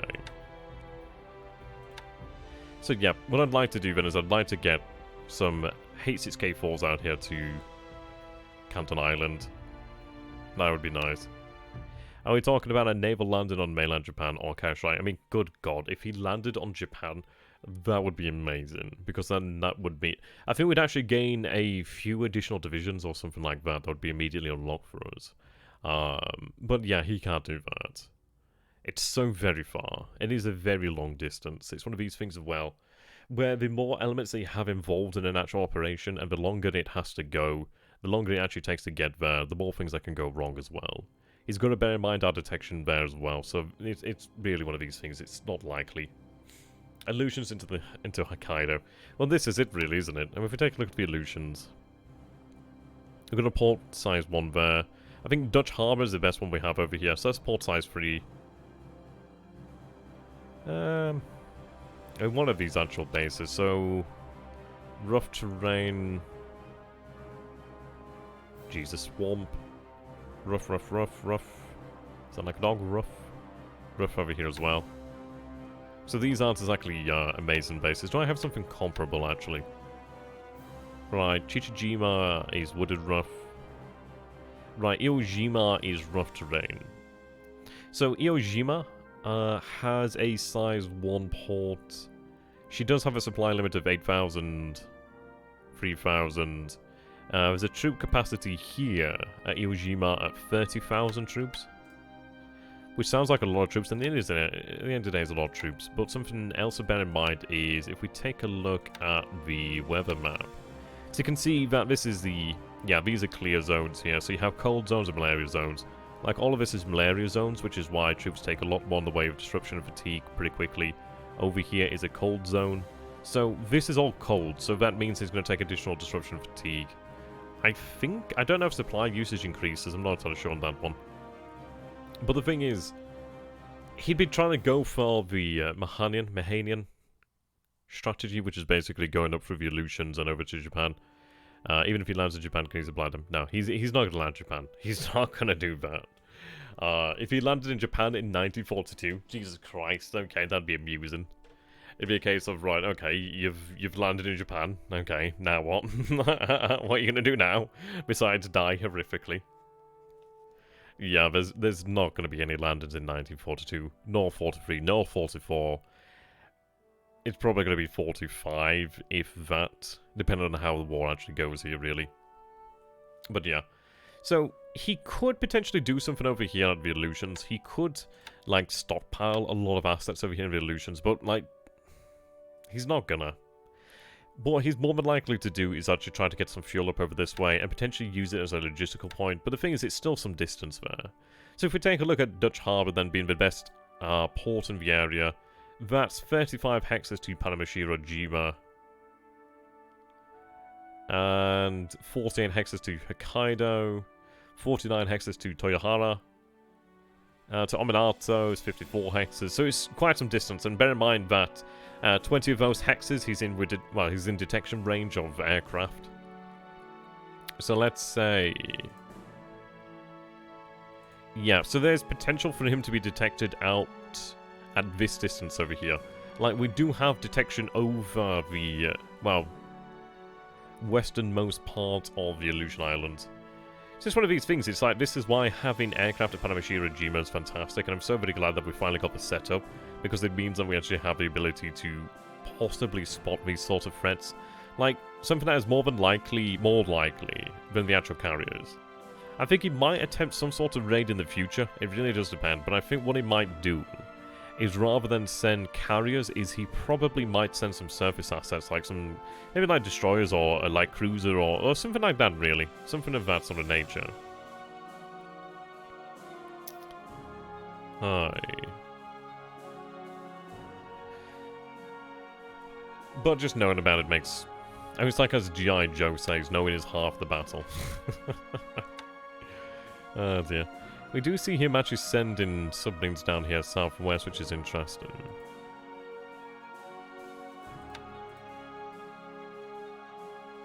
The issue is these are deep waters. It's not even really worth the effort in deep waters. So I've got the Chichijima fortress over there. Okay, good, we're unloading supplies over here. That's good news. So retirement is allowed. Your base at Yokohama Yokosuka, you can head back there. But yeah, I need you to unload these supplies just to keep the Chichijima and Garrison happy. I need to keep these bases supplied. Okay. I do consider maybe having Makassar given some sort of aviation support, but I don't think it's really necessary. It would be something to have as just additional. But then again, Midway does the work of Marcus, Wake does the work of Marcus. It's not really worthwhile. It's one of those, like, really, like a secondary, maybe even tertiary, even further than that, down the list of priorities. But moving on there, from the Pacific, I think for the most part the Pacific is in hand.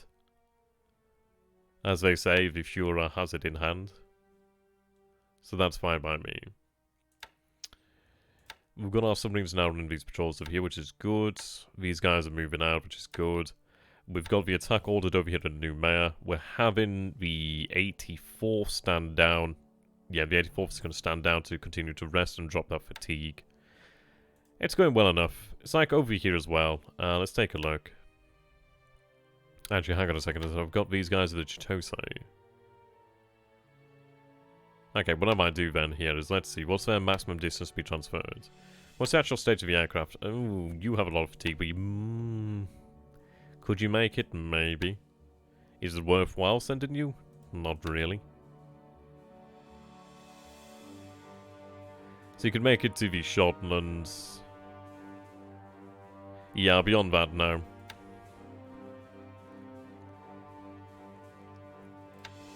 I'm going to have them stood down to rest for the time being. The reason being I want to have them move north. Okay, these submarines are moving in this pattern. What I'm going to do is actually switch up some of these patrol patterns.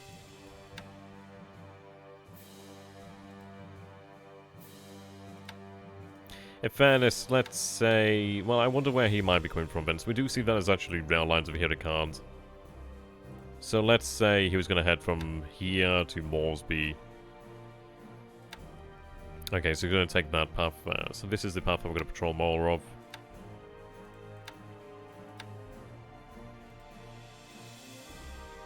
So what I'll do then is I'll use you as the yardstick.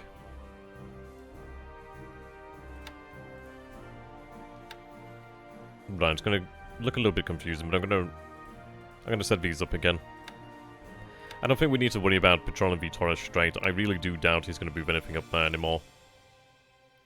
So what I'm going to do then is we'll stay a few hexes away from the actual bases there.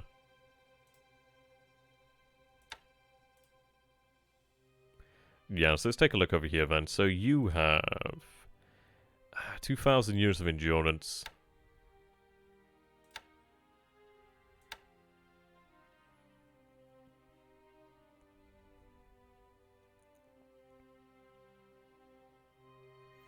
I suppose there's the question, is it worthwhile having a submarine out here at Darwin? I don't really think so. It'd be alright if we had one with a search plane, but just one without one? I don't think so. So what I'll do is have you deployed down here for the time being until you run out of fuel, which is going to happen very quickly. But yeah, what I'm going to do now is cover this area. I just want to cover that just on the off chance it actually does send something from that area.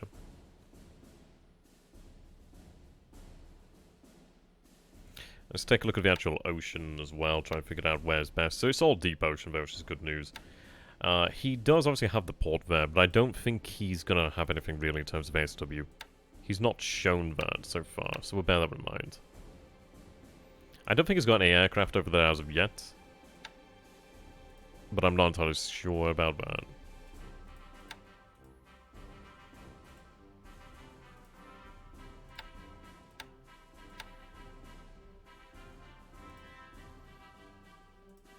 Okay, so we have it heading in different directions here, really, which is nice.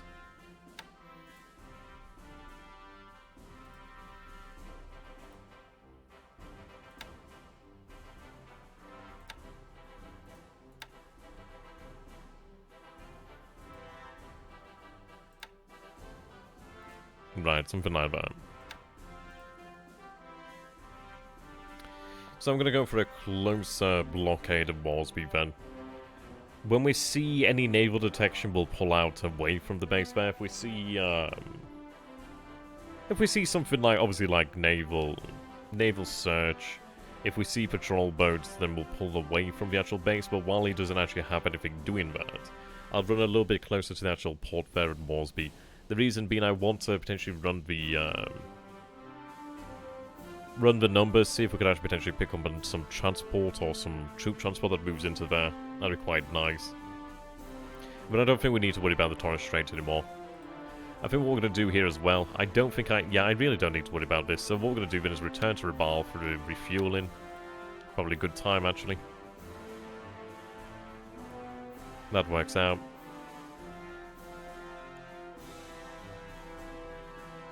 That's a lot of supply. We're going to use these units over here, so in fairness, let's see. There is an image I need to find.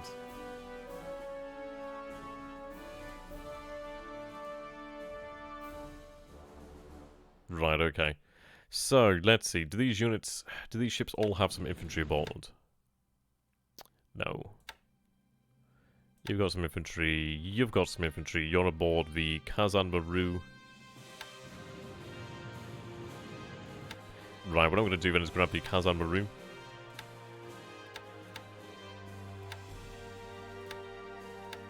Right, there we go.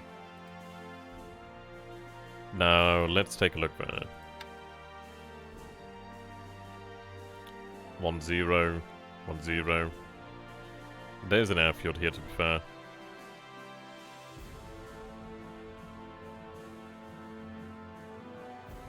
We'll have you take that base as well.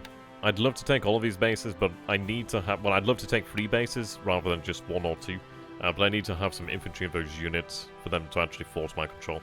But I'll take another base then if we can do so. It's just all... Yeah, it's all good. If we can take as many bases as quickly as possible, then that'd be nice. I'm looking forward to hearing a number of Banzais next turn, and that's going to be very good. Okay, so we've seen the threat drop off over here. This one's interesting. It does show them moving southwest, which is actually very interesting.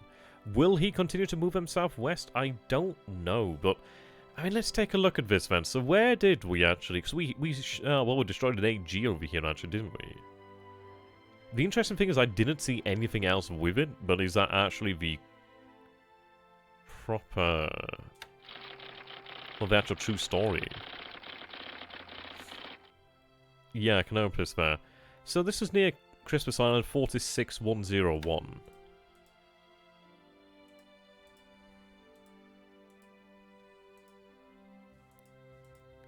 So this was about here, actually.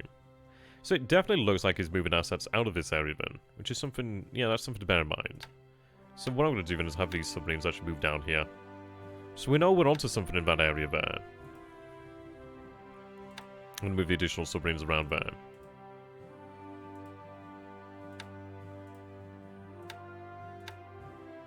Now, I can imagine we're going to see some sort of reprisal there from the USN, or RN, or I forgot the actual Dutch Navy's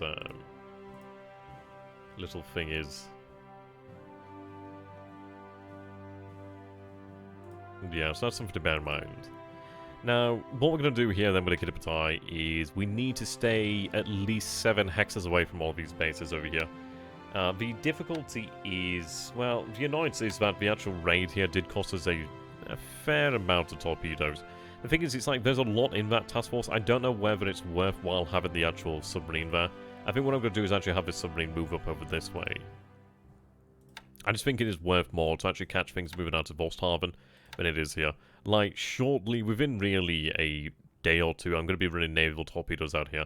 I could do it now, but I'm half tempted just to completely rest them as well, just to really get that fatigue down as much as possible, really. So we'll take a look at the G3 M2s there. I may have another squadron that I can actually send down to Kendari, which would be worthwhile as well. So really what we need at Kendari and at Celebes in general is just more fighters, more naval bombers. We've got some Ka-43s in Makassar, we've got Ka-43-1Bs at Kendari, we've got G4M1s actually at Kendari at the moment, so obviously they do have that range. But I'd like to have additional numbers, really. I need to keep a G3M2 squadron in Luzon for the time being. It looks like he's running supply runs with those actual ships now, so I don't want to allow him to do that. So, yeah.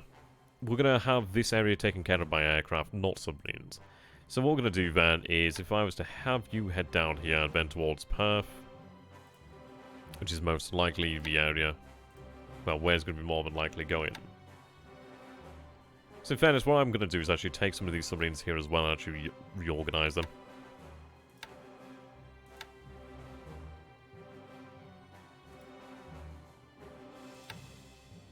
I don't want to be too close to these actual bases, to be fair.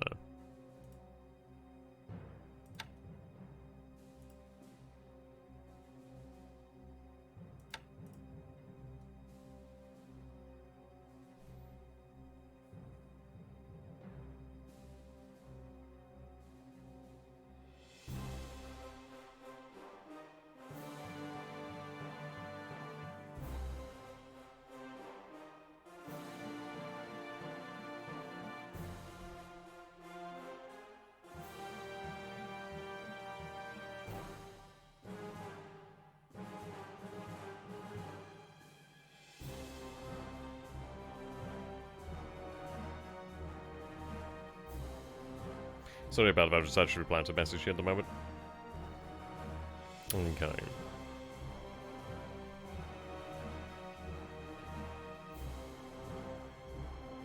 Right then, Mini could be tied back to work. Yeah, indeed, really.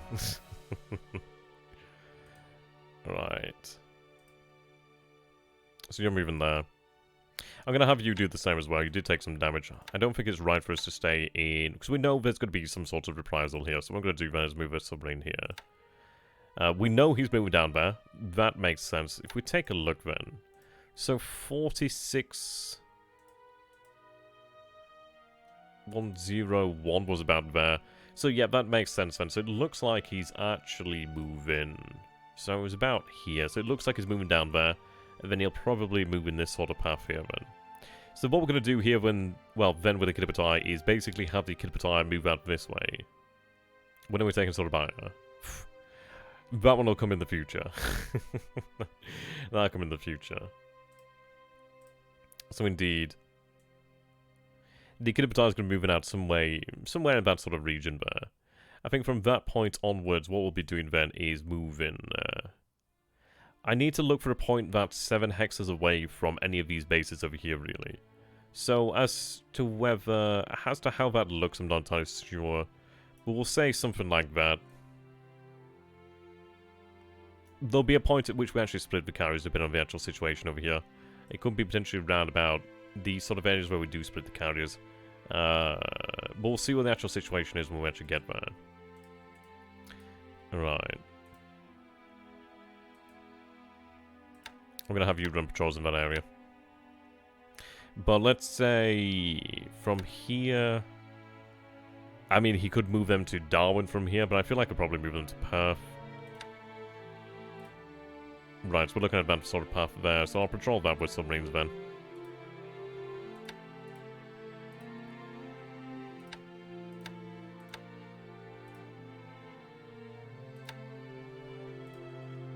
At least for the time being, until we see something and spot it, then we'll do that.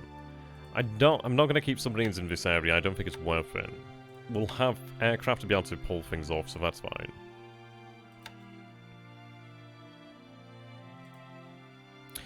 With the Kiddibatai, we're really trying to hunt down. It may be nice to grab some tankers, but we'll have to see what's really there. Let's see. So I've got you over here. What I want to see then is, we do have another 2 submarines over here, which is fantastic as well. Really happy about that. Yeah, the ships in the Kiddibatai have enough fuel. We'll obviously take a quick look at that as well, but we should have enough fuel for quite some while. Now, the question is, where would he actually be heading out? I'd imagine he'd probably be heading over here to Rangoon. So, I need to patrol along this path over here then. I think what I'm going to do then is do it a little bit further up over here then.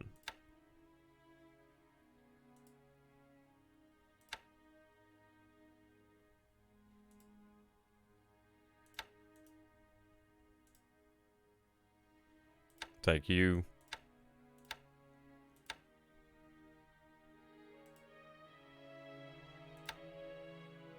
Yeah, so I'm going to patrol in these waters.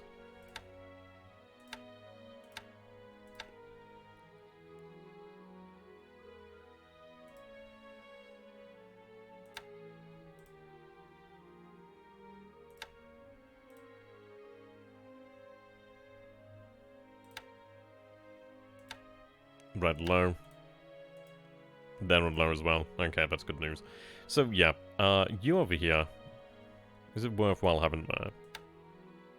Yeah, you can sort of gather information. It is really good like that.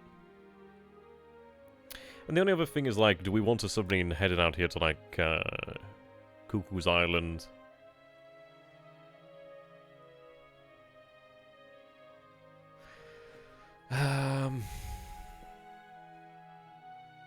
What I'm going to do is say no to that. And I'll have them run a little bit further to this side over here. A little bit further towards the west. Just on an off chance. But really what we're doing here then is... could you order a port strike with submarines? You can do that, but... it's not the wisest thing to do. Like, you'd be... Well...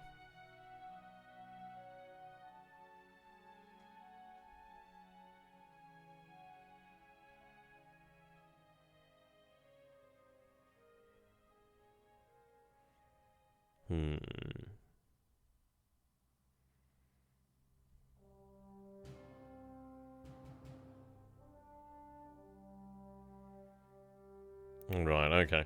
Sorry, I'm just, my little brothers wanted to actually paint some of it. Like, I ordered some, like, 10mm, like, walls and, like, bocages, so he's wanted to paint them. He's just asking me if he can get the stuff. So I'm just telling him that he'll have to wait a little bit. Keep in mind he has to skirt netted Johobaru, yeah, that's right. Yeah, as Infinite points out here, we do have, well, we're going to have 2 squadrons of naval bombers posted out here at Johobaru within really 2 days, more than likely. Depends really on how long it takes us to unpack over here. I'm hoping that we can get it done as quickly as possible, but we'll see about that. I'm going to say, so the 22nd airfield to us here is going to probably take, I don't know, maybe 3 days then. Maybe 3 days until it's fully ready. We do have G3M2s and G4M1s over here, so that's like... I mean, that's like 60 bombers there. Sorry, 63 bombers there. Better ready to go just at a moment's notice. So these guys were in training, okay.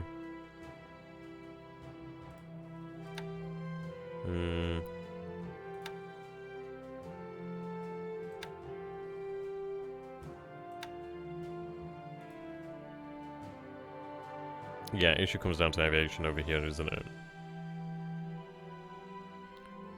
Right. See, the issue is I don't want to have all my bombers over here at Bangkok just sat there. He does have heavy bombers over here, so I really do not want to be waiting there. Can I transfer them? I can transfer them this turn, and I will transfer them this turn. I just don't think it's worthwhile waiting around just for the potential to get slapped. So, we have a level 2 airfield over here at Malacca. Now, Malacca doesn't have any aviation support at the moment. So I think what we're going to do then is, let's see, so Kutabaru has 118.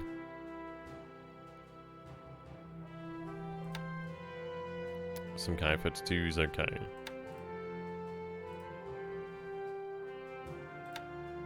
Now the thing to bear in mind is, in reality, do I still need these zeros here? That's the big question, isn't it? Do we still need them here?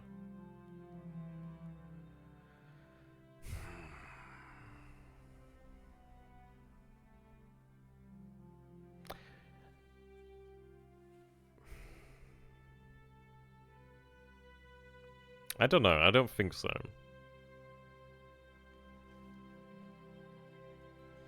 We've seen that he's moving aircraft to Sabang. We can see there's aircraft to Sabang. We've seen aircraft on the southern end of Java. As to whether he could move there from Singapore, I'd probably say yes. With the drop tanks, he had something like 7 hexes of range or 8 hexes of range. So, I mean, let's figure this one out. So, Singapore to here is 24 hexes. He might have transferred them out the day before. There might be another squadron. He might just... It might be longer range than I actually know, but he could... Well, yeah, he could more than likely have them transferred down here quite easily. I don't think we have to worry about a long-range combat patrol. Like, we've seen how much fatigue they cause, actually. Yes, he's actually transferring them north as we speak. Like, he's got some aircraft over here at Sabang, and I'm reckoning that these aircraft here at Sabang are the ones that are broken down on the way over there. Like, obviously, when we have aircraft that arrive at air bases and they need to be repaired and then able to move on. So what I reckon he's doing is moving... So let's see. So from Singapore to Sabang is 14 hexes. Sabang to Port Blair is 12 hexes. Port Blair to Rangoon is 11 hexes. So it might take him a couple days to actually get transferred over here. So I don't think we have to worry about... I mean, he could have them transferred down here to Palembang, but Palembang to Singapore is 7 hexes. What I'm going to say for the time being, Ben, is... For the time being, I'll keep the zeros here. But what I'm going to do in the meantime, Ben, is I'd like to run some reconnaissance over Palembang. He could maybe have them over here. Well, no, actually, he definitely doesn't have them over there. Right. What I'm going to do here, then, is going to transfer these reconnaissance aircraft to Johor Bahru. And what I'd like to do, then, is actually gather some intelligence. So what we'll do, then... annoying, I can't actually split the unit. Ah, right, this one. Okay, that's irritating. So, that's annoying, but we'll manage it. So what I'm going to say, then, is we'll have them run... reconnaissance... Make sure about 30% of the squadron's resting. And what I'm going to do is I'm going to run reconnaissance over Palembang. I'd break that unit up if I could. So yeah, we'll keep them flying over here. But what I might do with them... I mean, the question comes down to, is it worth sweeping? We only have 11 fatigue. The aircraft are really quite fresh, actually, to be fair. Yeah, okay. They're going to continue to sweep.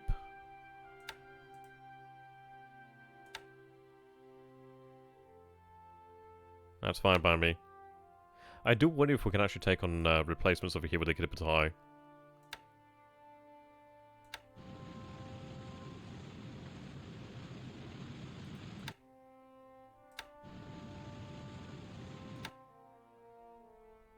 Oh, we can. That's good, then.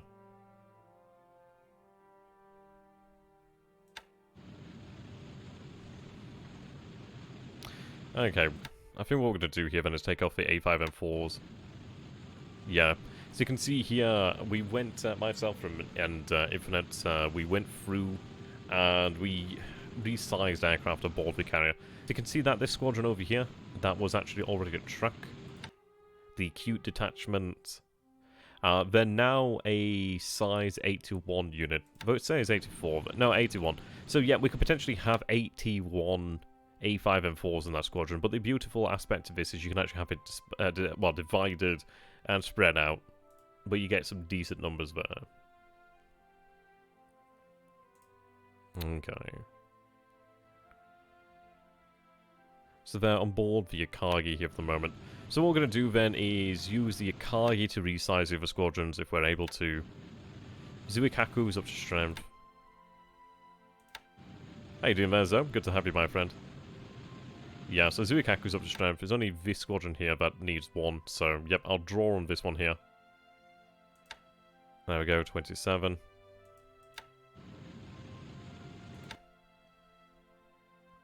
Shokaku. One more. They transferred off next turn, yeah, indeed. Right, draw one here then.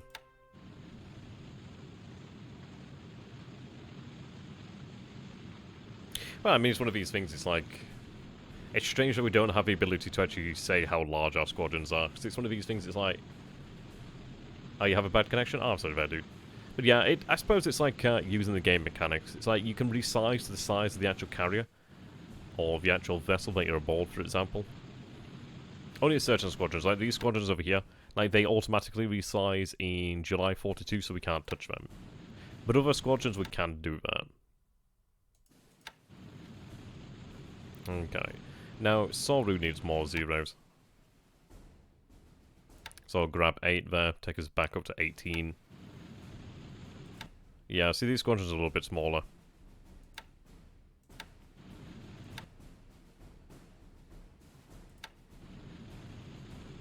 And the question comes down to, like, how many reserves do we actually want to keep on board the carriers? I think what we'll do is decide that in the near future, actually. I think we'll see what the actual final numbers are like, and then we'll decide what we want to do there. So it would be nice to have additional fighters for the most part.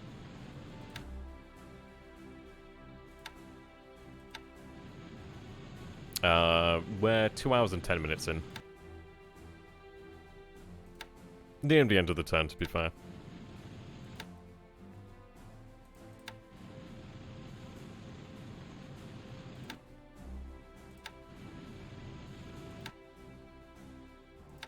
Right, there we go.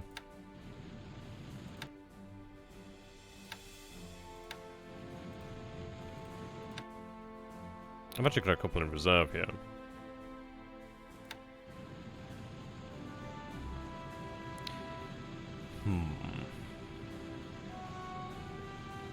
Well, the carriers are over here at Truck. We're going to be using MKB. Can you check the arrival down for Frank? Yeah, I'll take a look at that in a moment. Right, what I'm going to do here is actually have these these return to reserve pool. What I want to do is, I'd prefer to actually have these zeros have more reserves. The reason being, we need fighters. Like, I mean, obviously we need the ability to kill, but we do need to have a lot of fighters. So I think I'm going to favour having more fighters aboard the actual carriers. It just gives us more, well, flexibility, really.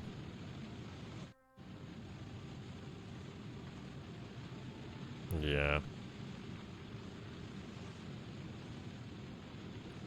What I'd like to do is try and get like a second, maybe even potentially like a detachment of another Zero Squadron aboard each of the carriers or something like that, just so we have like 2 squadrons. That'd be quite nice. Or just even a larger squadron would be great. Yeah, issue is we can't upgrade here at the moment in time, which is a shame. We don't have reinforcements problems as of yet. Yeah, get them from the 3rd KUS in Saigon. Yeah, that'd be a good idea, actually. I think this is it, really. It's like... we can choose as to whether or not we actually launch a strike. But the thing is, we don't have a choice in when it comes down to defending against a strike. So it'd be nice to have a second squadron aboard the actual carriers, because then at least we could have one squadron run exclusively protection of the carriers, and we could have one squadron escort the actual attack aircraft. So that's something to bear in mind.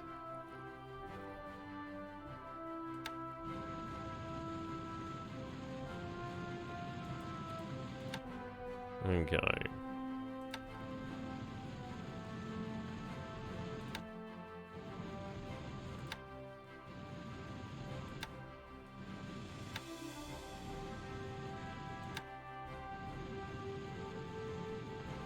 And these guys would be fantastic, because once we're actually able to upgrade this squadron to zeros, that means that we have a very large Very large squadron that we can use for zeros.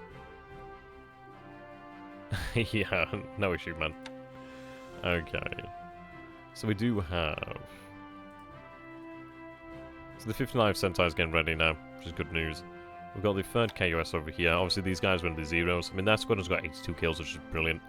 So, what I'm gonna do is... we need them in a location where they can upgrade. So what I'm gonna do is actually wait for them to be ready. I'm considering... Yeah, that'd be appreciated. Yeah. I'm just wondering, is it worthwhile having the carriers actually, or at least one of the carriers stood down to undergo repairs, really? I do wonder, are they... I don't know if they're actually under repair while they're here. No, they're not at the moment.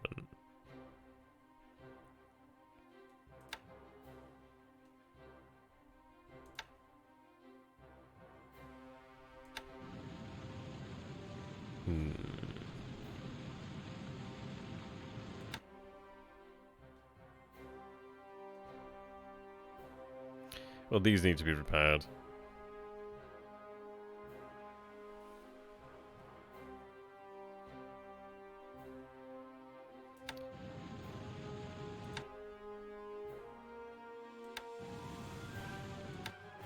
I want to get rid of the major damage.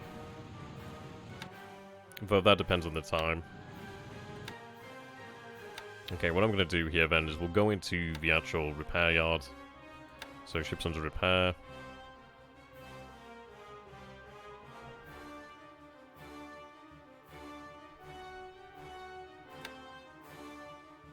Right, so I set all ships to low priority.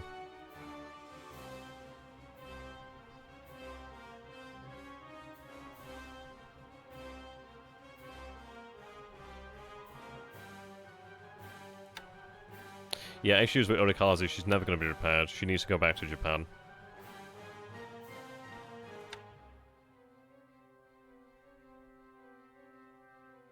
I think once it's above 10 major damage, they can't be repaired unless they go to a proper shipyard. So you could be repaired in an actual... maybe by the repair ship there. She's watching Netflix. Oh, don't worry, I'll be uploading the actual video afterwards anyway, so no issues there. But what I'm trying to do here then is figure out what we can actually have repaired. So these guys are in readiness, so I'm going to have those guys sent back to Japan. Chitose.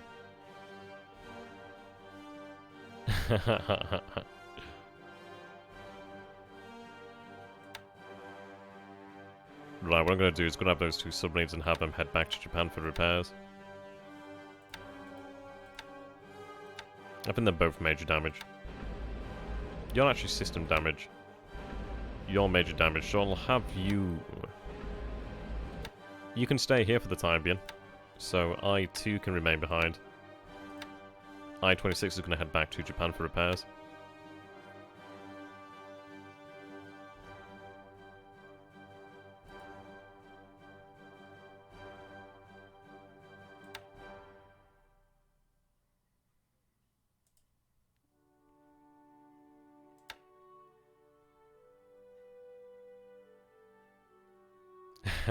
Work sucks. Oh dear.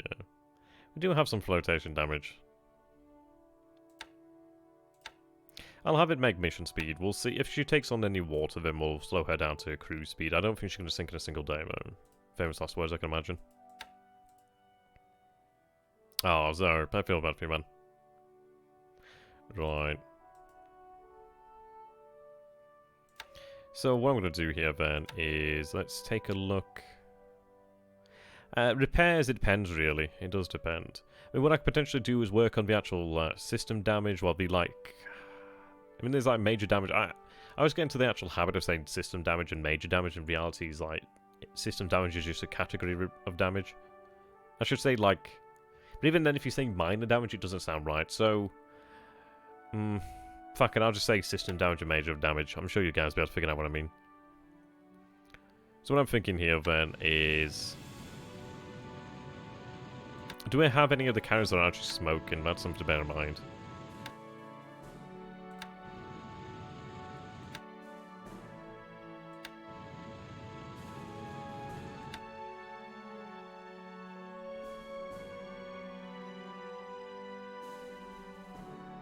I think we'll work on Zuikaku first.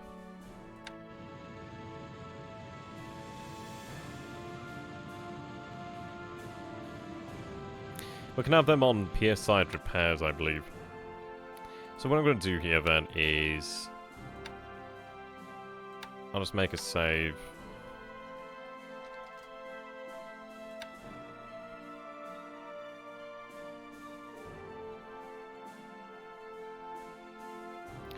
It's one of these, I think while we are here it might be worthwhile. I think what I'm going to do as well is actually have the pilots rest, perhaps. I think we're definitely over... Whoops.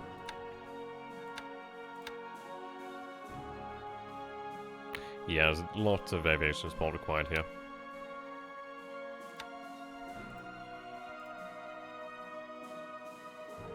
Okay, what I'm going to do is... Let's see. What's the aviation support at... Yeah, you can repair them when they're at readiness. It's like pier side. 75.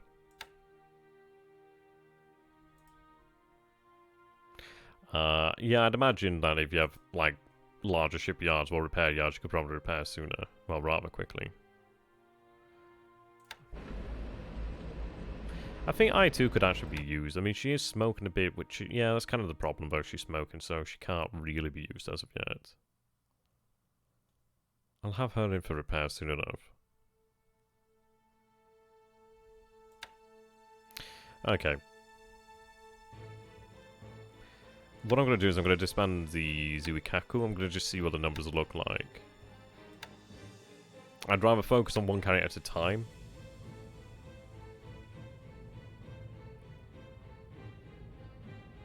The good news is we are expanding the size of truck.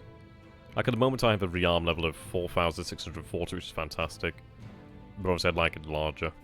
We don't have to rely on the Kashino as much. Right, so Zuikaku. Ships anchored, ships under repair.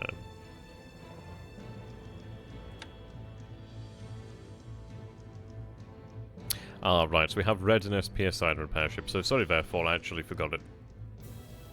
So we can have 5 days there.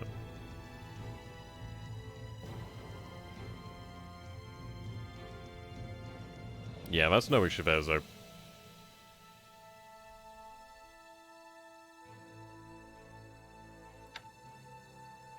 Does this affect the numbers? Let's see.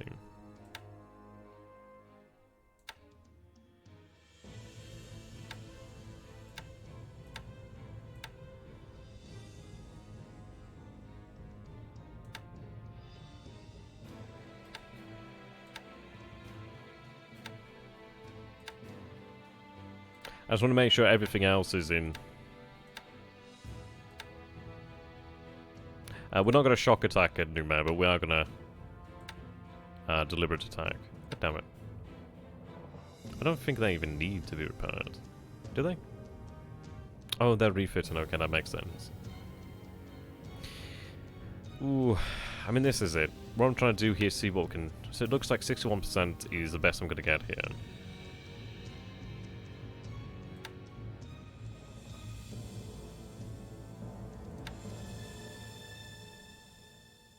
So that major damage can't be repaired in this mode.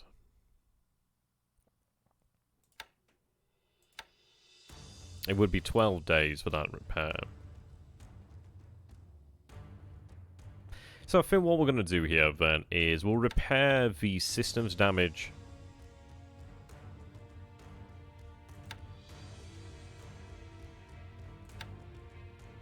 So, yeah, we'll work on the systems damage. What I might do then is, let's see, so the next most damaged carrier is Solru, it seems. So I'll put Solru in the actual port here.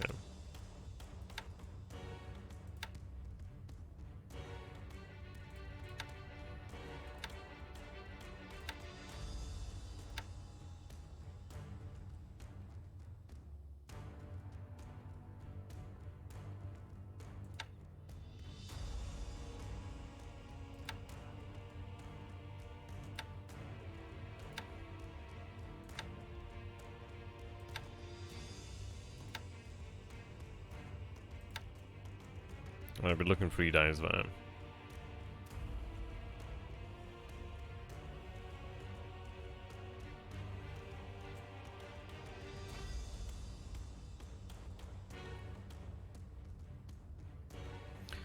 I think what we're going to do is it worthwhile? I just think, is it worthwhile? Do we do it in the opposite way, really? Do we work on the least damage carrier first and get them fully ready for combat first? Or do we do the other way around, where we work on the most damage carrier? I think we'll look at the ones that are actually dropping speed, really. So we've got 33 knots here. But then again, speed doesn't particularly matter. We're only going to be limited to 29 knots by the fast BBs.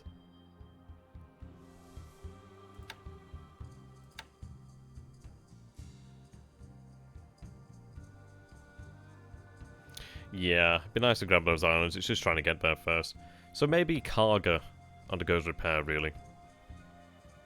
I mean, she does actually slow us down. There's only 3 system damage there.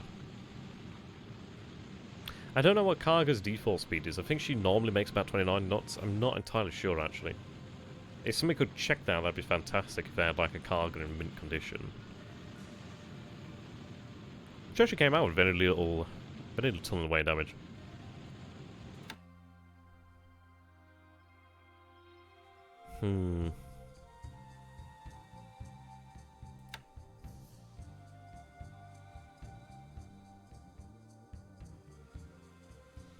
Okay, I think Karga makes 28 knots. Okay, that's good to know, man. Yeah, I think what I'm going to do, I mean, there's an argument to be made by going in the opposite direction, like having the least damage carrier worked on first, which could be sensible. But what I'm going to do is I'm going to focus on the Zubikaku.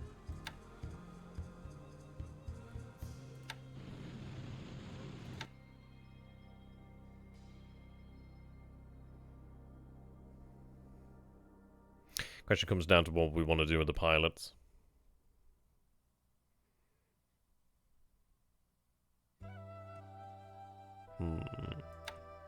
I think we'll leave them as is for the time being. I'll have to discuss with Infinite what we want to do in terms of our pilot training then, actually. Okay, so what we're going to do then, there's not that much left to decide here, which is great news. What I think I'll do here then is have another G4 squadron transfer to Kendari. So I've got 2 squadrons out here. I've got a squadron there, G4s. Yeah, so I think that's sufficient. What I'm going to do then is grab a G4. So that means we'll have 2 in Malaya, we'll have 1 in Luzon, we'll have 2 in the Dutch East Indies, well, at Celebes. So I think that works out fine. Yeah, you need to transfer out elsewhere. So we'll have you transfer then to Kendari.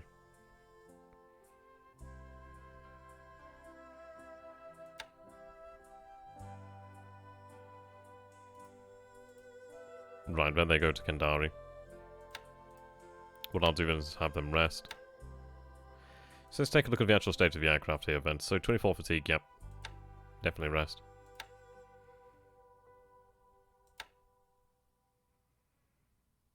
I think you have enough there to fly. But what I'll do then is go with 40, 60 maybe. Though, let's see. What's fatigue like on pilots? It's not bad, is it, really? So we'll go the opposite. We'll go, I think we'll go 50-50, I guess.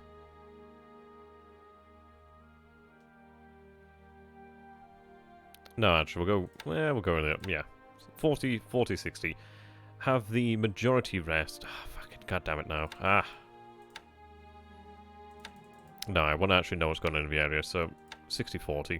And that'll be my final final number on it. Right, you can rest here.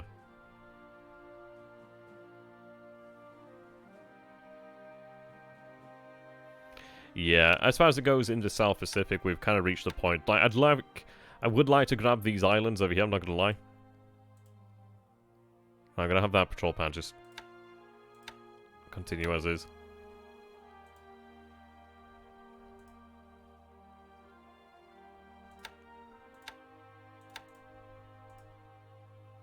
And rather than go for the low threat threshold, there's no... I don't need a hero. Well, at least for the most part, depends on how good the catch is. Okay, so what we're going to do here then is, let's see. I think this is the last decision of the turn. So we're going to run naval search here. These guys are going to run some combat patrol, but rest. Yeah, so I'll rest the rest. Sounds weird when you actually say that. So they're going to rest here.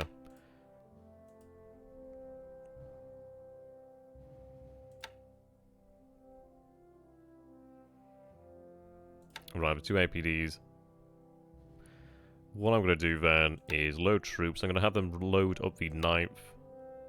Load troops only, verified load.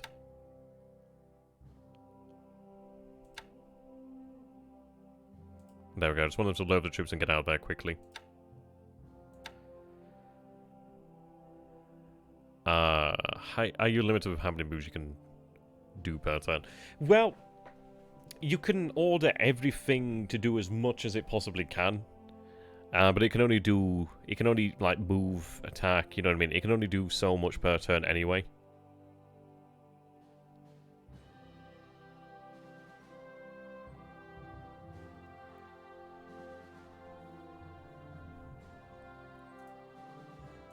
Well, the thing is, he's more than likely running them into Auckland, so we've got them set up over here. Like, I'm running patrols here. Then patrols over here, but you're going to increase as well. Then over here as well.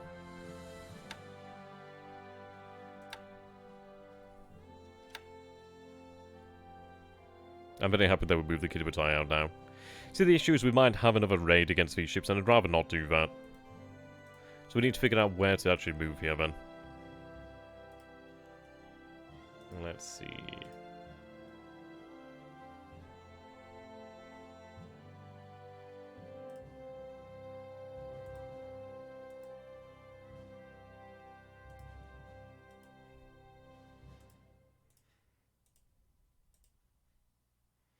Right. How far is this? So, this is 8 hexes, 8 hexes. Yeah, that's fine then. So what we're going to do then is move to that position there. So I'll do is I'll draw.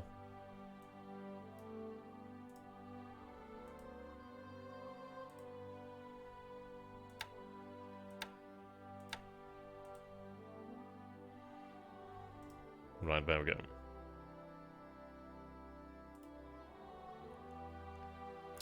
Which episode you captured midway at? Oh, God, I think it was one of the early episodes, like, so, I don't know. It might be like 40 turns ago. I don't know. I can't remember when we took it, to be honest. Right, so they're going to move over there.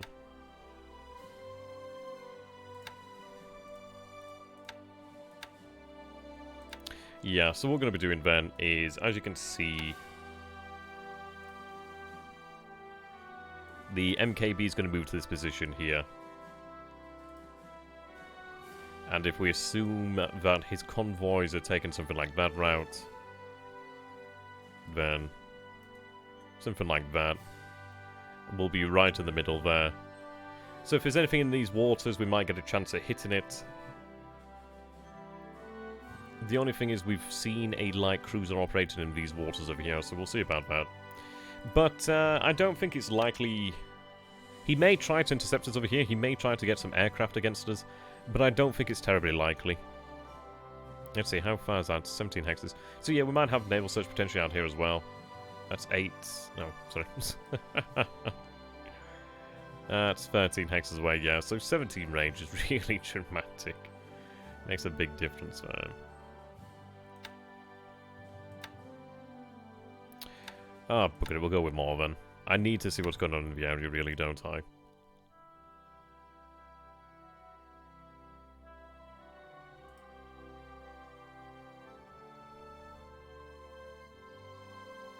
Well, this is it, really.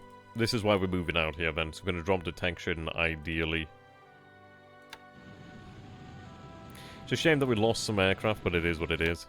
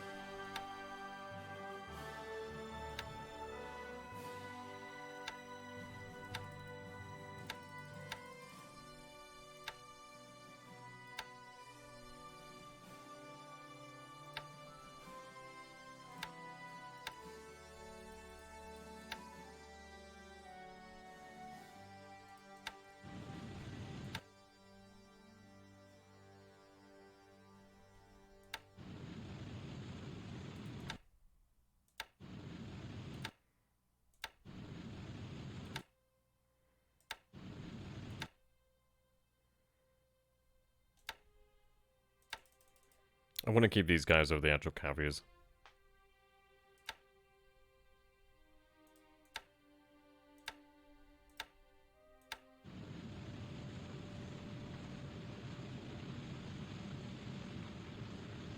He will probably run if MKB is detected, therefore you have to run cat ships. Well, the thing is, it's like, it's still going to take us about 3 days to get to this sort of area anyway. It doesn't look that far, but it's still some distance. This is why we've got all the submarines in this area moving here. And the thing is, it's like, his ability to run here is, by the moment, running out, pun there. As far as it goes, the only way he's got out at the moment is something like that. The MKB is going to be blocking his path south. We're going to have, over here in 2 to 3 days, the ability to run naval bombers over here. He's since evacuated his fighters over there at Singapore, which is fantastic. So we're going to try to run some reconnaissance over there at Palembang. We know he's not bringing anything from Singkawang. So the thing is, we're just looking at gathering enough force here now. And if there's no aircraft at Palembang, there probably is. I feel like he might have them at Palembang. I'm tempted to sweep Palembang with zeros, but what I'll probably do then is wait and see what happens over Singapore. We're going to hit Singapore again. Yeah.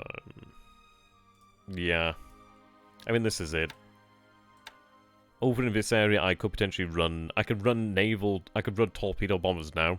I'm not going to do it right now because I want to give the actual... I want to give these guys some time to actually rest. Burn off some of that fatigue there, really. And then we'll start doing it. I'd like to actually have escorts in the region as well, which would be very nice. That would be very handy. So I need additional supply in Makassar. They're unloading there. We're going to have the other APDs load up some... Well, they've already got 400 tons of supply, so they're going to load some supply. Well, load troops and then move over here to Makassar. So that works for me. What we need to do then is figure out where we're going to be heading out. We've got forces that are going to be headed down here to Kopang. So yeah, consider bringing in Hastings K4s. But they'd be wasted for the most part. Like, yeah, they've been good at it, but they'd be kind of wasted. Like, I can bring G4s into this area now in much greater numbers than I can with the Hastings K4s. And the Hastings K4, it works best out in the Pacific, out in those massive expanses. Like, we know where he can actually move here. It's almost like an intersection, isn't it? It's like, for example, well, you can either move up there, or you can move up there, or you can move up there. Or you can move it out there. It's not like he can move, like, from anything, you know what I mean? It's like, you imagine, it's not like he's moving in something like that. Like, it's not like a bloody circle that he can move in there and come from any sort of direction, really. Right, so what I'm going to do here is, for the last part of the turn, is I'm going to move the bombers from Bangkok down here to Kottaburu. The reason is I do not want to be here at Kottaburu and detected.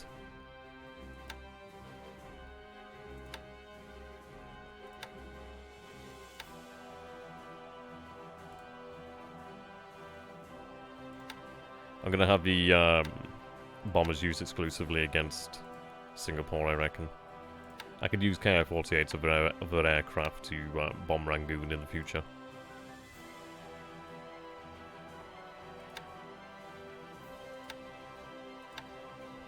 Right, there we go.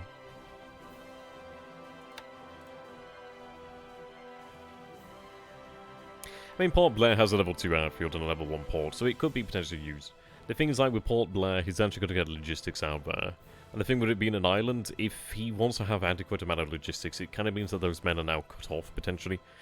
He's more than likely going to use Rangoon, due to the fact that Rangoon is a larger airbase, it's a larger port, it has resource production, it can produce its own supplies, it can produce its own fuel for the most part if it's got oil there. It's connected to the actual, yeah, it can't be cut off, so it's one of these things. He's more than likely going to use Rangoon. Yeah, Rangoon's my big guess. So what we're going to be getting up towards doing then is I'm going to attempt to have... Well, it depends. I could fly fighters out over here. Use something a bit easier to see. I could fly bombers and fighters out from over here at Bangkok. I'm moving an actual aviation unit over here to Chiang Mai, so I can actually run... I'd like to run fighters from Chiang Mai, but the thing is, when it's one of these, it's like, sure, we are closer, it makes operational losses less likely. It depends, really. He's probably... Well, we know he's got heavy bombers out here in Burma and Indochina. Well, just in this sort of area, like in Burma. So this is it, really. I don't want to be that close. We'll have to see, really. We will have to see. Yeah, pretty much. Well, the thing is, it's like, if he was to have anything here at Port Blair, I'd just annihilate it. The beauty is, like, for example, over here at Bangkok. Let's see. Oops. So I don't have any aircraft here at the moment that can't move. But let's say, well, they actually, the ones that can't move, I think I did have some. But how it works is, for example, if you have an airfield on a rail line, the actual aircraft that are ready will fly out, but the actual aircraft that aren't able to be moved, they'll move out via rails. So you always want to be on a rail line, because then it means you can move to any base without worries, really. And that's the real reason. At Port Blair, he's cut off. Right, I'm glad I've got that done. I think what I'm going to do is reduce the altitude of the bombers at Changsha. I can't remember if we saw any flak at Changsha.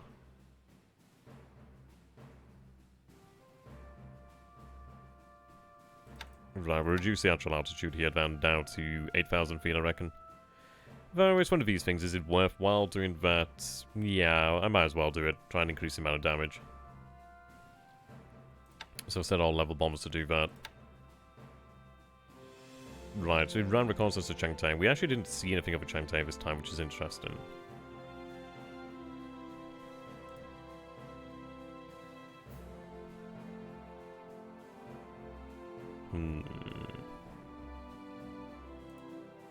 Right, they're going to shock attack next turn.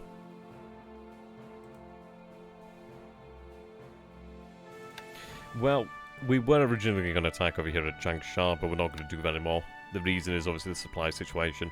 So we're going to have a general bombardment with all the actual artillery.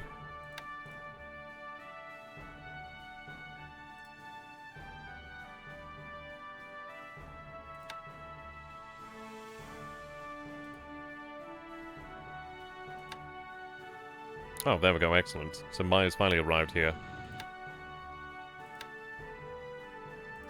It's been a while,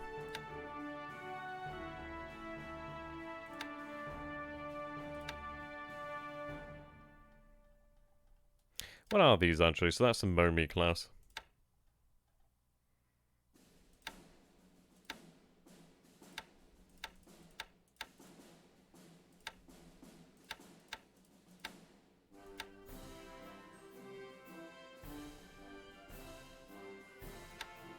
Oh, it's a destroyer minesweeper I sent here as well. Oh, you can be upgraded, actually, so I'll have you upgrade.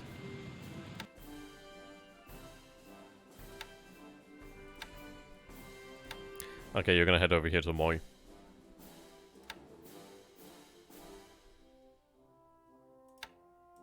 Okay. We're not doing a shock attack. No shock attacks are planned here at the moment in time. Right, so Forte will arrive here tomorrow, and then we'll begin to cross the causeway once they're unloaded. Well, I mean, this is it. The thing is, it's like, it'd be nice to hit it and cause some damage to it, but the issue is, it's like, we're not going to be able to destroy it. I mean, you can destroy units with aircraft, but it takes a lot to just completely wipe it out. So it's not worth it. I'm going to keep on hitting Changsha, really, keep on driving up the actual damage there. But yeah, I think that'll be the turn there. I do need to increase the amount of Jake production, however.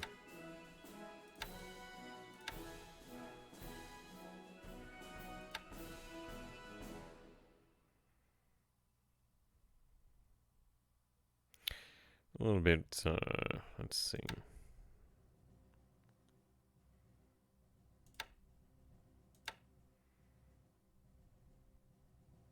So we're looking at 45 there.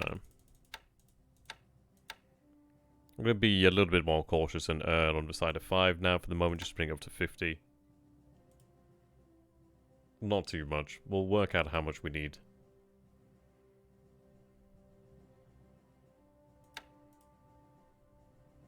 Well, I'm not actually at Singapore yet. I'm not going to bombard over here at Bataan because it's not worthwhile. Not until I have more guns here. He's still losing supplies, so that's absolutely fine by me.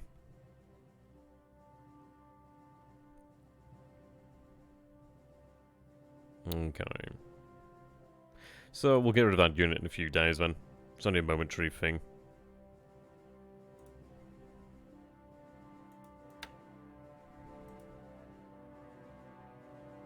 Right. I hate this war area headquarters, it's a pain in the arse.